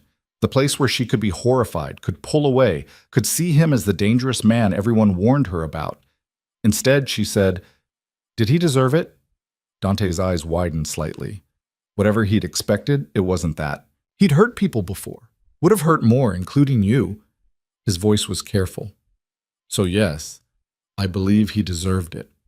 Then I'm not going to judge you for protecting yourself, for protecting me. You should be afraid of me. I'm not. She touched his face. You want to know what I am? Grateful. Because you trusted me enough to tell me the truth instead of hiding it. Because you're not pretending to be someone you're not. Lena. I know who you are, Dante. I've known since that first night. And I'm choosing this anyway. Choosing you. He kissed her then, hard and desperate, and Lena felt something shift between them. A door opening, a wall coming down. When he pulled back, his eyes were bright. I don't deserve you. Probably not, but you're stuck with me anyway. They moved to the couch, tangled together under a blanket, watching the fire Dante had built in the stone fireplace. The silence was comfortable. Safe. Tell me about your mother, Lena said quietly. The real story, not the version you tell at business dinners. Dante was quiet for a long moment. Then, she was beautiful and sad. She married my father for the wrong reasons: money, status, escape from her own family. And she spent 20 years regretting it. Did she love you? In her way. But she loved escape more. Wine first, then pills, then whatever would make the reality of her choices disappear. His voice was flat, distant. She died when I was 15. Overdose. My father called it an accident. I knew better. Lena's hand found his, squeezed. I used to think if I'd been enough, if I'd been a better son, a less complicated child, she would have stayed, would have fought harder. Dante's jaw tightened. Took me years to understand that her pain had nothing to do with me, that I couldn't have fixed her any more than she could fix herself. I'm sorry. Don't be. She taught me something important. What? That love isn't enough if you don't love yourself first. That you can't build a life with someone who's running from their own. Lena shifted to face him. Is that what you think I'm doing? Running? No, you're the opposite. You face things head on even when it scares you. His hand traced her cheek. It's terrifying and beautiful and everything I didn't know I needed. You're getting sentimental in your old age. I'm 34. Ancient. He pulled her closer, laughing. Keep talking. See what happens. Is that a threat? It's a promise. They stayed like that until the fire burned low and the night pressed close against the windows. Eventually, Dante carried her to bed. His bed, not the guest room. And they fell asleep tangled together, her head on his chest, his arm around her waist. Lena woke sometime in the middle of the night to find Dante awake, watching her. Can't sleep? She whispered. Didn't want to miss this. Miss what? You. Here. Real. She kissed him softly. I'm not going anywhere. Promise? Promise. He held her tighter, and Lena felt the last of his walls crumble. Whatever happened next, whatever threats or complications or dangers his world held, they'd face it together. In the morning, they'd go back to reality. But for now, in this quiet place far from everything, they had each other. And that was enough. Morning came too soon, cold light filtering through the curtains. Lena woke wrapped around Dante like she'd been doing it for years instead of hours. His breathing was steady, one hand still resting on her hip even in sleep. She studied his face in the early light, the sharp features that could turn cold as winter were softer now. Younger. Like the weight he carried had lifted temporarily. His eyes opened, caught her watching. Creepy, he murmured, voice rough with sleep. You were watching me last night. That's different. How? I'm allowed. You're beautiful when you sleep. And you're a liar when you wake up. But she was smiling. They stayed in bed longer than they should have, talking in low voices about nothing important. Dante's phone buzzed repeatedly on the nightstand. He ignored it until the fifth call. I have to take this, he said, rolling away reluctantly. Contractors. Lena watched him pace the bedroom in just his pants, barking instructions in Italian. She understood maybe 3 words, but the tone was universal. Fix it now or find new employment. When he hung up, his expression was dark. Problem? She asked. The permits came through, but now the county's demanding additional environmental surveys. Another 3-week delay minimum. He scrubbed a hand through his hair. This project has been nothing but obstacles. Is it worth it? All the headaches? Dante looked out the window at the lake, silent for a moment. I bought this place 2 years ago. Everyone told me it was too remote, too complicated, but I kept thinking about having somewhere that was mine. Not my father's legacy or the family business, just mine. So yes, Lena said quietly. It's worth it. Yeah. He turned back to her. You hungry? I make decent pancakes. They spent the morning in domestic simplicity that felt surreal given everything else. Dante did make decent pancakes. Lena cleaned up while he fielded more calls. Around noon, they drove to the main building so Dante could meet with the site manager. Lena wandered through the skeleton of the resort, imagining it finished. The bones were magnificent, soaring ceilings, massive windows, natural stone that would age beautifully. She took photos, made notes, sketched quick ideas in her notebook. She was so absorbed she didn't hear Dante approach until he spoke. What are you thinking? She turned. He'd shed his jacket, rolled up his sleeves. There was something about seeing him like this, hands-on, engaged with the work, that made her chest tight. I'm thinking you could make this lobby feel like a forest. Bring the outside in. Natural materials, living walls, light that changes with the seasons. She showed him her sketch. People should walk in and feel like they've entered somewhere wild but safe. Dante studied the drawing. How much would that cost? A lot, but it would be worth it. This place shouldn't try to dominate nature. It should complement it. You're right. He handed back the notebook. When this opens, I want you to design it. Not Diana's firm. You.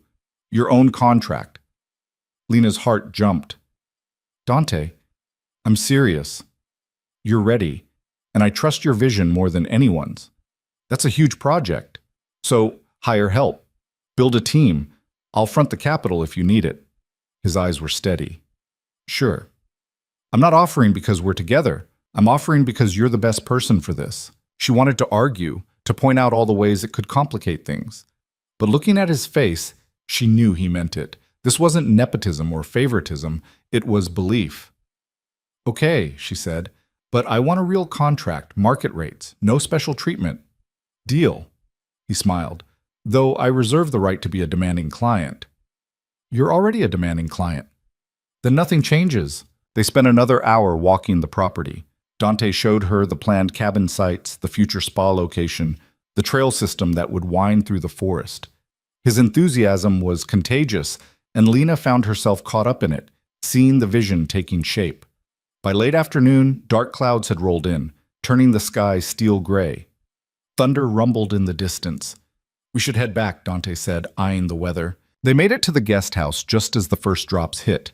Within minutes, it was a downpour. Sheets of rain hammering the roof, wind rattling the windows.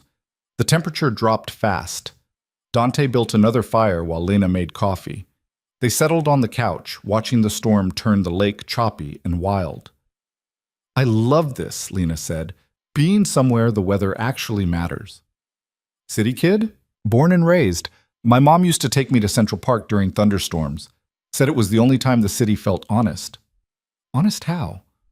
Like it stopped pretending to be civilized and just was what it was. Loud and messy and real. She sipped her coffee. I think that's why I liked her art. She painted the city the way it felt, not the way it looked. Do you have any of her paintings? A few. Most got sold after she died to pay medical bills. But I kept 3 small ones. Lena's throat tightened. Sometimes I look at them and remember what it felt like to see the world through her eyes, before everything got complicated. Dante pulled her closer.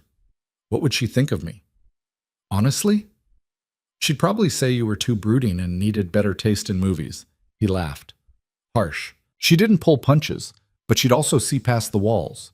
She was good at that, finding the soft parts people tried to hide. Lena looked up at him. She would have liked you, eventually. High praise. The highest I can give. Thunder cracked overhead, close enough to rattle the windows.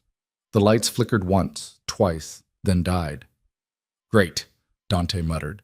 He grabbed his phone, used the flashlight to navigate to a closet, returned with candles and matches. Soon the room was full of soft, wavering light. The fire crackled. Outside, the storm raged. This feels like a horror movie setup, Lena observed. If a masked killer shows up, I'm pushing you toward him first. Wow, chivalry is dead. I never claimed to be chivalrous. What do you claim to be? Dante was quiet, considering. Pragmatic. Protective of what's mine, too stubborn for my own good. You forgot brutally honest and emotionally constipated. I'm working on that second one. I've noticed. Lena shifted to face him. Can I ask you something? Always. That night at the gala, when Richard said those things about me, you looked like you wanted to kill him. I did. But you didn't. You just threatened his business interests. Because you were watching. I didn't want you to see that side of me. Dante's jaw tightened. But make no mistake, if he touched you, if he'd done anything more than talk, I wouldn't have stopped at threats. The certainty in his voice should have scared her. Instead, it made her feel safe in a way she'd never experienced. I need you to understand something, Lena said carefully. I'm not naive. I know who you are, what you're capable of, and I'm not asking you to be someone you're not. But I need the truth. Always. Even when it's ugly. What if the truth makes you leave? Then that's my choice to make, but lies, secrets, those will definitely make me leave. Dante stared into the fire. My father built his empire on intimidation and violence. He believed fear was the only currency that mattered, and for a long time I thought he was right. That's how I survived when he died, being more ruthless than anyone expected. But you don't believe that anymore. I don't know what I believe, except that the older I get, the more the violence feels empty, like winning fights that don't matter. He looked at her. And then you showed up drunk in my suite, and for the first time in years I felt something other than anger or calculation. I felt curious. About you, about what it might be like to be around someone who saw me as human instead of a threat. Lena's heart ached. You are human. Flawed and complicated and sometimes infuriating, but human. Sometimes I forget that. Then I'll remind you. She kissed him, slow and deep, until the storm outside became background noise. They made love on the couch by firelight, unhurried and intense, mapping each other's bodies like territory worth claiming. Afterward, wrapped in blankets, Dante traced patterns on her shoulder. I have to go back to the city tomorrow, he said. Board meeting Monday I can't miss. Okay, come with me. Stay at my place. Lena raised an eyebrow. Your place? I've never even seen your apartment. Penthouse, 20 floors above the suite you redesigned. He smiled slightly. I'm not home much. It's mostly just a place to sleep. Sounds lonely. It has been. His hand cupped her face. I'd like it to be less lonely. Is this your way of asking me to spend more nights with you? It's my way of asking you to consider making some of those nights permanent. Eventually, when you're ready. The words hung between them, weighted with implications neither was quite ready to name. I have a lease until March, Lena said carefully. I'm aware. I'm not asking you to move in tomorrow, just thinking about futures that include more than stolen weekends. Plural futures? I'm an optimist, Lena laughed. You're the least optimistic person I've ever met. I'm optimistic about you, about this, about... She kissed him again, softer this time. Ask me again in a few months, when we've made it through a real fight and at least one major crisis. Deal. They stayed up late talking, the storm slowly passing overhead. Dante told her about the early days after his father died, the allies who became enemies, the enemies who became allies. Lena shared stories about design school, the professors who'd believed in her, the ones who'd tried to break her. By the time they fell asleep, the rain had stopped and the sky was clearing. Lena's last thought before drifting off was that she'd never felt more seen, more known, more terrifyingly certain that this mattered. Sunday morning, they packed up and drove back to the city. The weekend felt like a bubble that would pop the moment they hit Manhattan traffic. But when they crossed into the Bronx and the skyline appeared on the horizon, Dante reached over and took her hand. Thank you for coming with me, he said. Thank you for trusting me enough to ask. He dropped her at Jessa's apartment with a promise to call later. Lena floated inside, still wearing yesterday's clothes, her hair a mess. Jessa took one look and grinned. You had sex in the woods. We were in a guest house. Same energy. Tell me everything. Lena told her most of it over coffee, the storm, the conversations, Dante's offer to design the resort. She left out the darkest confessions, the admissions about violence and fear. Those felt too raw, too private. He's falling for you, Jessa said when she finished. We're taking it slow. Lena, the man asked you to eventually move into his penthouse. That's not slow. That's him trying not to scare you by asking you to marry him next week. He did not ask me to marry him? Not yet, but he's thinking about it. I guarantee it. Lena's phone buzzed. A text from Dante. Dinner tomorrow? I'll cook. She showed Jessa, who raised an eyebrow. He cooks for you. You're doomed. I'm not doomed. You're completely doomed. You're going to end up married to a mob boss with a penthouse and a resort upstate and probably 3 kids with his ridiculous cheekbones. You're insane. I'm right. Maybe she was. But Lena wasn't ready to think that far ahead. One day at a time, one dinner at a time. The next few weeks settled into a rhythm. Lena threw herself into work. The resort contract was official, and she started assembling a team, interviewing potential assistants, meeting with suppliers.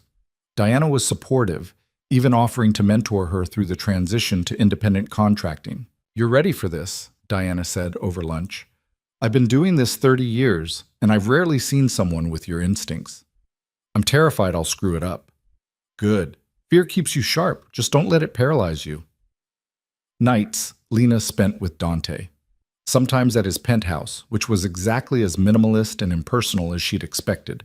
Sometimes at Jessa's, where Dante looked hilariously out of place on the worn couch eating takeout.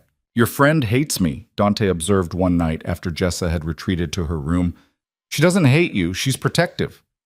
She glares at me. She glares at everyone. It's her resting face. But Jessa was slowly warming up. Lena caught her laughing at one of Dante's dry comments about city politics. Saw her nod approvingly when he did the dishes without being asked. Okay, Jessa admitted later. He's not terrible. High praise. Don't let it go to your head, or his. In early December, Dante had to fly to Miami for business. He asked Lena to come, but she had client meetings she couldn't reschedule. He left on a Wednesday, promising to be back by Friday. Thursday night, Lena's phone rang at 11. Dante's name on the screen.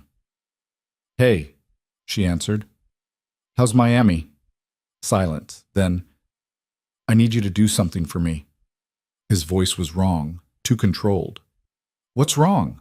Nothing. Everything's fine. But I need you to go to Vincent's apartment tomorrow morning. He'll drive you to a location I'm texting you right now. Stay there until I come get you. Lena's stomach dropped. Dante, you're scaring me. I'm being careful. There's a situation here that might have implications back home. I'm handling it, but until I do, I need you somewhere safe. What kind of situation? The kind I can't discuss on the phone. Please, Lena, trust me. She wanted to argue, demand answers, but the edge in his voice stopped her. Okay, I'll go to Vincent's. Thank you. He exhaled shakily. I'll explain everything when I'm back, I promise.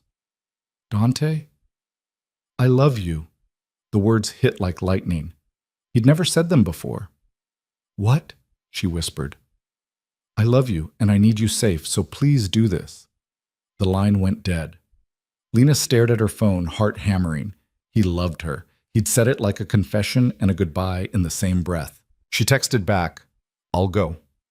But you better come back in one piece, or I'll kill you myself. The response was immediate. Deal. Then another message with an address in Westchester, followed by, Vincent will pick you up at 7 a.m., pack for 3 days. Lena barely slept. She threw clothes in a bag, texted Jessa that she'd be gone for a few days, and was ready when Vincent arrived at 7 sharp. He didn't explain anything, just drove north in silence, occasionally checking his mirrors like he expected to be followed. The safe house was a cottage on a private estate, surrounded by woods, beautiful and isolated. Mr. Moretti will call when it's clear to return, Vincent said, handing her a phone. Don't use your regular cell. Don't contact anyone except him on this line. Vincent, what's happening? His expression softened slightly. He's protecting you. That's all you need to know. Then he was gone, and Lena was alone in a strange house with no answers and a burner phone. She lasted 4 hours before the anxiety became unbearable. The burner phone rang at 2. Are you okay? Dante asked immediately. I'm fine. Bored and terrified, but fine. Are you okay? I'm handling it. He sounded exhausted. I'm sorry for scaring you. Then explain what's happening. Dante was quiet for a long moment. One of my father's old enemies resurfaced. He's been making moves in Miami, trying to rebuild power. I came down here to negotiate a truce. It didn't go well. How not well?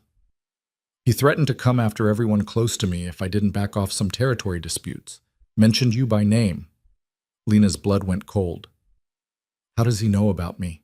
Photos from the gala got published in a society column. He's been watching. Dante's voice hardened, but he won't be watching anymore. What did you do? What I had to keep you safe.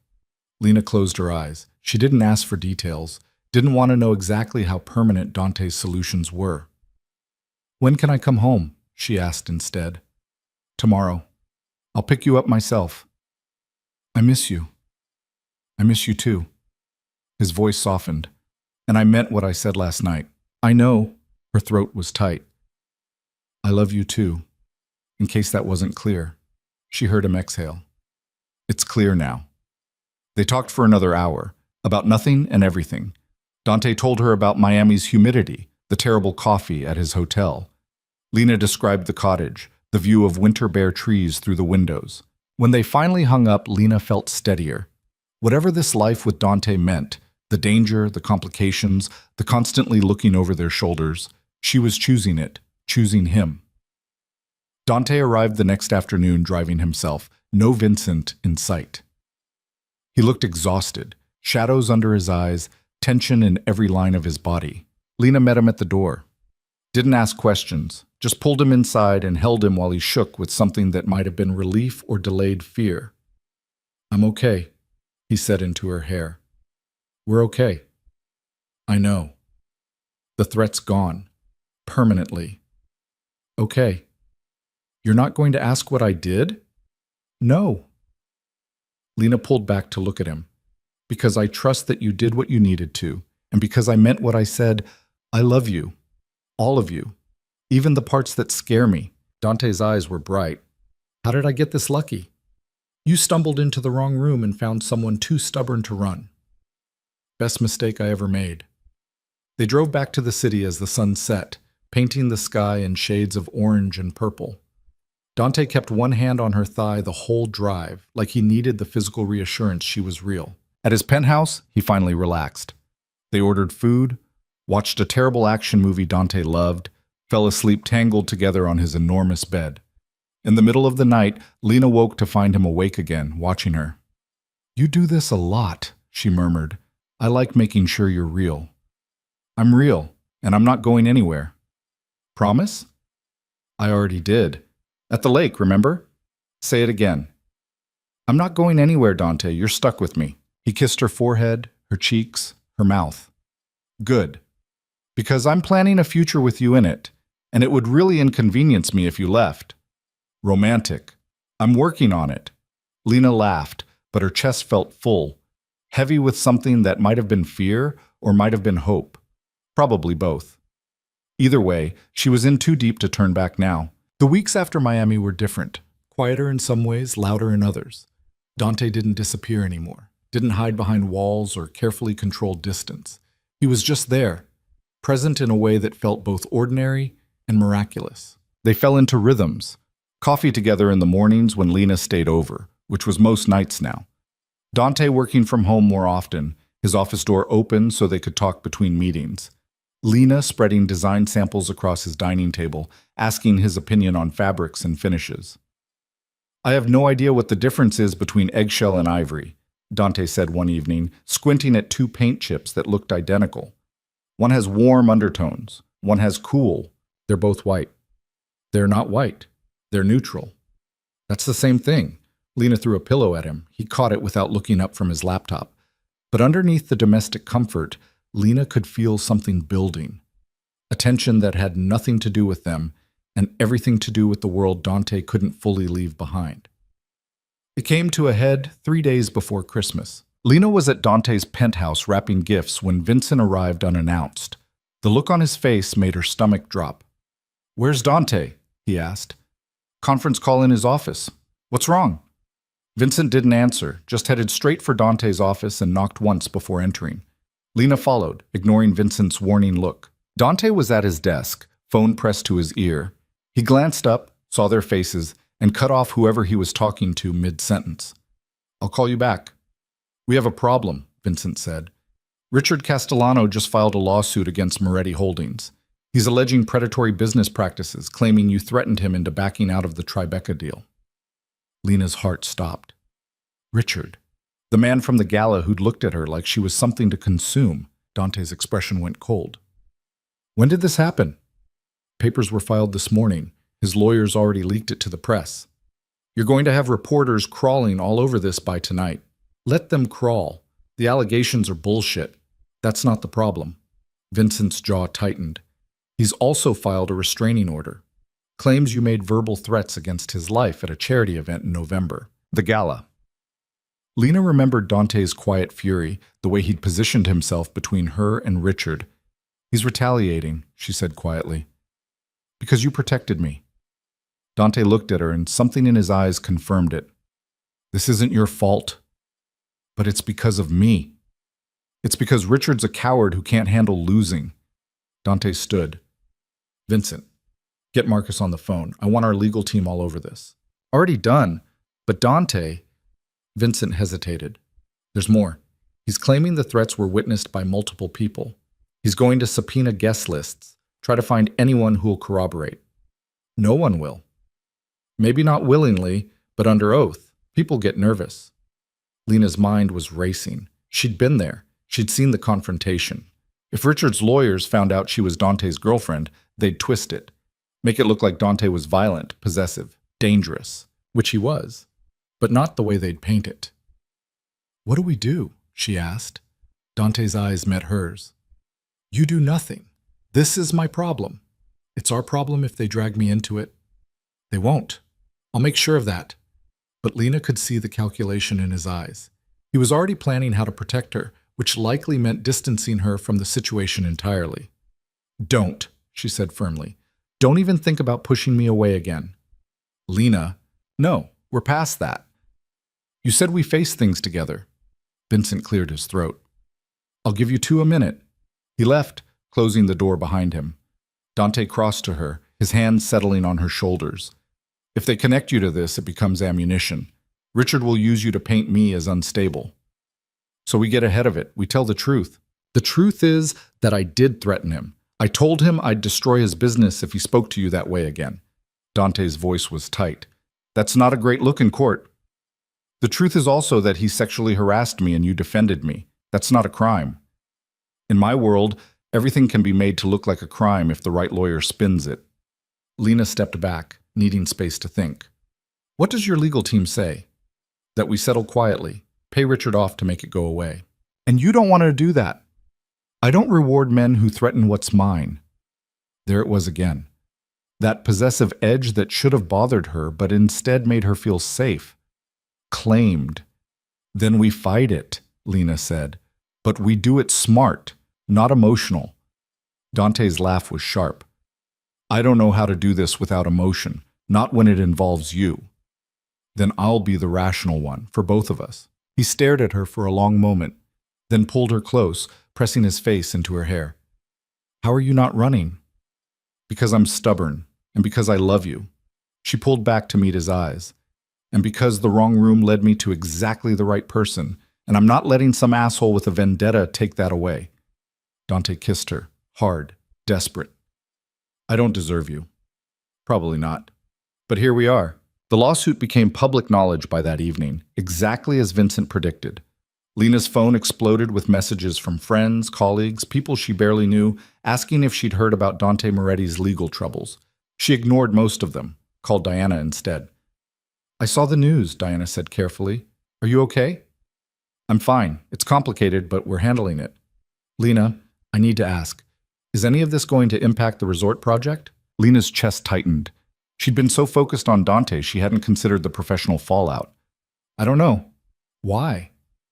"Because I have investors asking questions, wondering if being associated with Moretti Holdings is a liability right now." Diana sighed. "I'm not saying I believe the allegations, but perception matters in this business.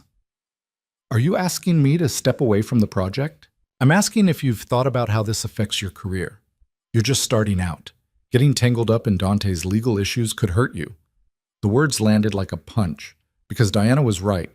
This could destroy her reputation before she'd even built one. I'll think about it, Lena said quietly. After she hung up, she sat on Dante's couch staring at nothing. The smart move was obvious. Distance herself professionally. Keep the relationship private until the lawsuit resolved. Protect her career. But doing that felt like betraying him, like proving that when things got hard, she'd choose safety over loyalty. Dante found her there an hour later, still staring into space. Vincent told me Diana called, he said, sitting beside her. Word travels fast in your organization. He worries. About both of us. Dante took her hand. What did she say? Lena told him, watched his expression shudder. She's right, he said when she finished. You should step back, at least publicly. I don't want to. Lena, this is your career, your future. I won't let my mess destroy that. It's not your mess. It's Richard being vindictive. Doesn't matter whose fault it is. The damage is the same. He squeezed her hand. Take the safe path. I'll understand. And that was the problem. He would understand. Would probably expect it. Because in his experience, people left when things got dangerous. Lena thought about her mother, about the paintings she'd sold to pay bills, the ones she'd kept because they mattered more than money. About the lesson in those choices, that some things were worth protecting even when it cost you. No, she said firmly. Dante blinked. No, I'm not stepping back. Not from the project, not from you, not from any of this. She turned to face him fully. You want to know why? Because I'm tired of making safe choices that leave me empty. Marcus was safe. My job at Diana's firm was safe. And none of it made me happy. This could ruin you. Or it could prove I'm strong enough to build something that matters. With someone who matters. She touched his face. I'm not naive. I know this is hard. But I'd rather fight for something real than play it safe and regret it. Dante's eyes were bright. You're insane. Probably, but I'm your insane. He kissed her, slow and thorough and full of something that felt like gratitude and desperation mixed together. Okay, he said against her mouth. We fight together. The legal battle was brutal. Richard's lawyers were aggressive, filing motion after motion, requesting documents, scheduling depositions. Dante's team countered hard, digging into Richard's business practices, finding evidence of actual predatory behavior. Lena gave her deposition in early January, sat in a sterile conference room while Richard's lawyer tried to make her relationship with Dante sound sordid and transactional. Isn't it true, Ms. Hart, that Mr. Moretti hired you for a lucrative design contract shortly after you began a romantic relationship? He hired me before we were involved, Lena said evenly, based on my portfolio and qualifications. How convenient. And the resort project? Another lucrative contract with your boyfriend's company? A contract I earned. You can review my designs and credentials if you'd like to verify my competence. The lawyer smiled, cold. I'm not questioning your competence. I'm questioning your judgment. Dating a man with known ties to organized crime, alleged ties, Dante's lawyer interjected, and irrelevant to this case. But the damage was done. By the time Lena left the deposition, she felt scraped raw. Dante was waiting in the hallway, Vincent beside him. How bad? Dante asked. They're trying to make me look like a gold digger sleeping her way to success. His jaw clenched. I'll destroy him. No, you'll let your lawyers handle it legally. Lena grabbed his arm. Promise me. No more threats, no more making this worse. He called you a gold digger. He called me a lot of things. I don't care. I know the truth. Dante looked like he wanted to argue, but he nodded. Okay, legal channels only. The case dragged through February. Lena threw herself into work, partly as distraction, partly to prove she deserved every opportunity she'd been given. The resort designs were coming together beautifully. She'd hired 2 assistants, both talented and hungry. Diana had stopped asking about the lawsuit, which Lena took as tacit approval to continue. In early March, Dante's lawyers found the break they needed. Evidence that Richard had been embezzling from his own company, using shell corporations to hide assets. Nothing to do with the lawsuit, but enough to shift leverage. He'll drop the case, Dante's lead attorney predicted. Once we threaten to expose this, he'll settle quietly. She was right. 2 days later, Richard's lawyers filed to dismiss. No admission of wrongdoing from either side. Just a quiet ending to a loud battle. Dante called Lena from his lawyer's office. It's over. Really over. Really over. Richard's backing off everything. The lawsuit, the restraining order, all of it. Lena sat down hard on her apartment floor. She'd been packing. Her lease was ending in 2 weeks, and she'd been avoiding thinking about where she'd go next. Are you okay? Dante asked. I'm fine, just relieved. Me too. He paused. Where are you? My apartment? Packing? I'm coming over. He showed up 30 minutes later with champagne and Thai food. They ate on her floor, surrounded by boxes, toasting the end of the nightmare. I have a question, Dante said as they finished the pad Thai. Okay. Your lease ends in 2 weeks. It does. And you've been avoiding talking about where you're going next. Lena set down her container. I've been busy. You've been avoiding. He shifted to face her. Move in with me. Her heart jumped. Dante, I know we said we'd wait, but we've been through hell together and come out the other side. I don't want to spend another night wondering where you are or if you're safe. His hand found hers.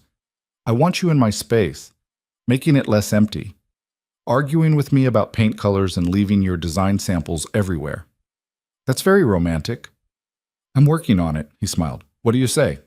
What? Lena looked around her tiny apartment. At the boxes half packed, the life she'd been building that suddenly felt too small for who she'd become. Okay, she said. But I'm redecorating your penthouse. It looks like a hotel room. Deal. Make it a home. They sealed it with a kiss that tasted like champagne and promise. Moving in was chaotic and perfect.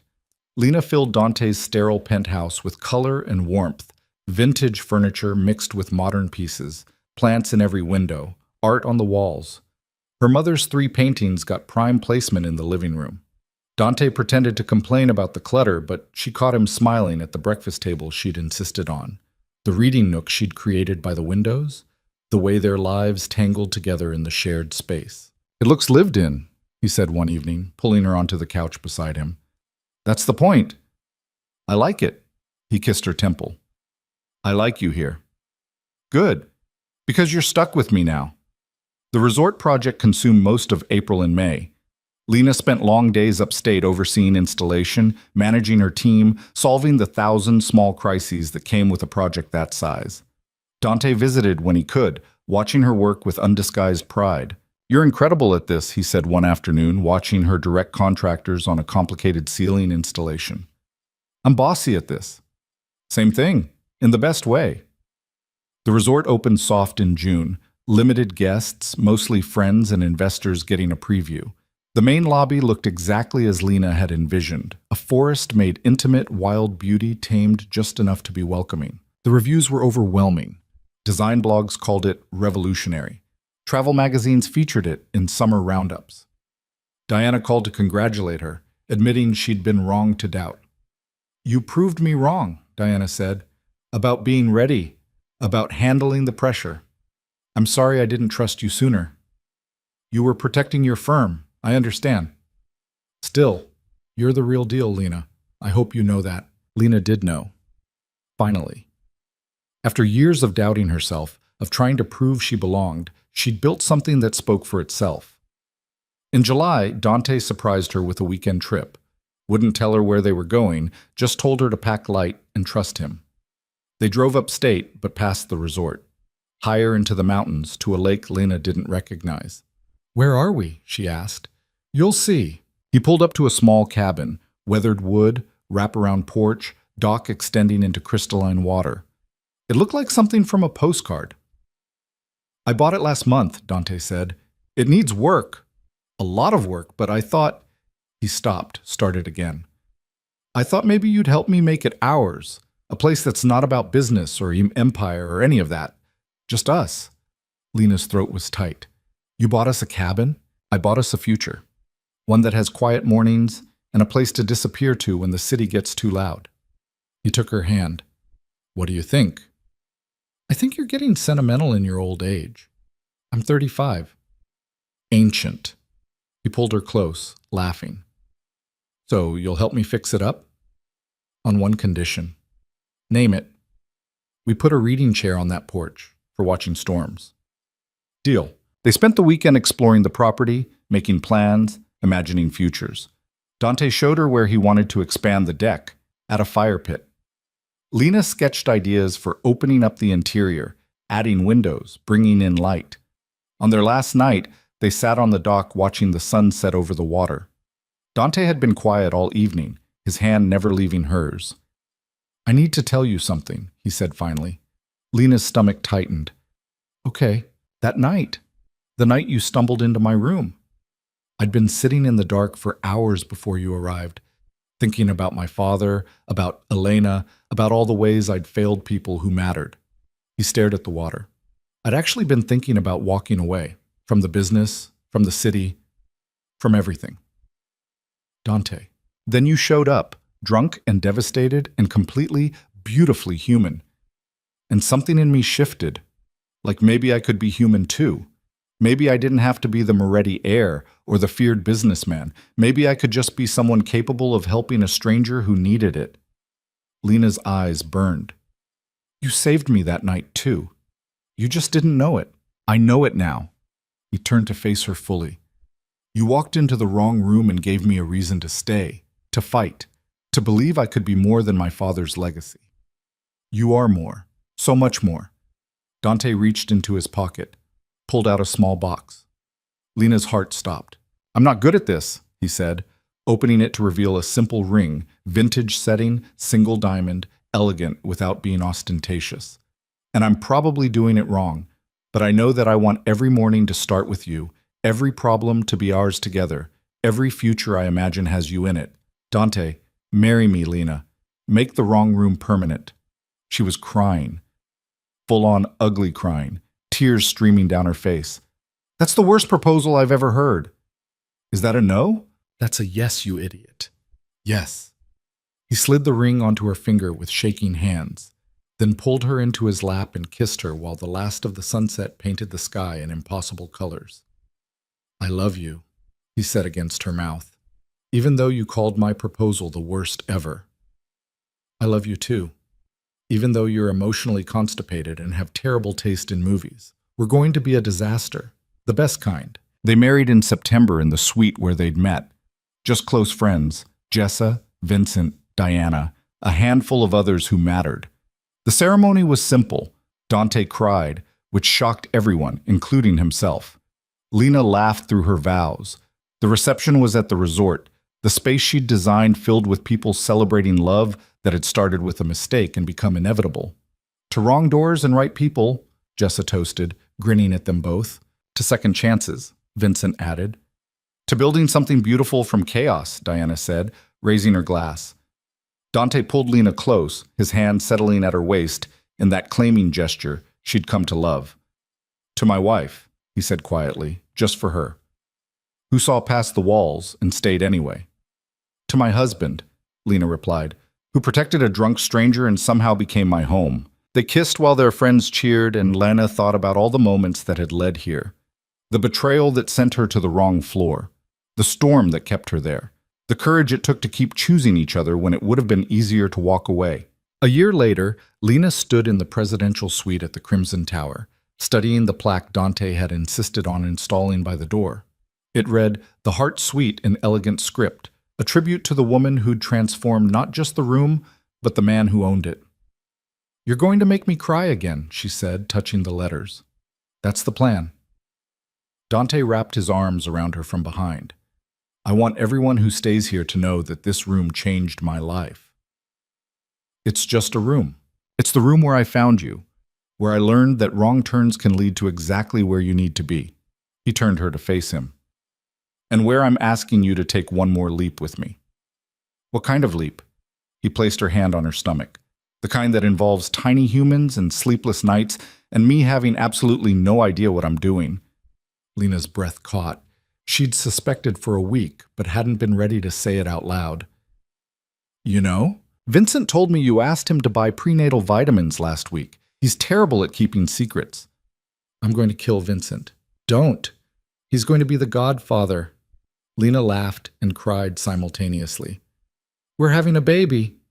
We're having a baby. Dante's voice was full of wonder and terror. I'm going to be terrible at this. Probably, but you'll figure it out, same as everything else. Will you help me? Always. They stood in the room where their story began, holding each other while the city sparkled outside the windows. Lena thought about her mother's paintings, about the lesson in seeing beauty in chaos, about the courage it took to stay when every instinct said, run. People talk about fate like it's this perfect thing, some grand design that makes everything make sense. But Lena had learned that life was messier than that. It was wrong rooms and bad timing and choices made from fear or desperation. It was stumbling into darkness and finding someone willing to share it with you. What mattered wasn't the mistakes. It was what you built from them. The family you chose, the love you fought for, the future you created from the wreckage of plans that fell apart. She'd walked into the wrong room looking for escape and found a home instead. Found a man who was broken in different ways but fit with her imperfections like they'd been designed for each other. Found herself in the process, the woman who could design beautiful spaces and fight for what mattered and choose love even when it was complicated. What are you thinking? Dante asked. That I'm glad I hit the wrong button that night. Me too. He kissed her forehead. Best wrong turn either of us ever made. They left the suite hand in hand, ready to face whatever came next. The baby, the resort expansion Dante was planning, the life they were building piece by imperfect piece. Because the wrong room had taught them both something essential, that sometimes getting lost is exactly how you find your way home, and that the people worth loving are the ones who see you at your worst and choose to stay anyway, building something beautiful from the broken pieces you brought together. The elevator doors closed on the Heart Suite, on the room where everything began. But the story was far from over. It was just getting started.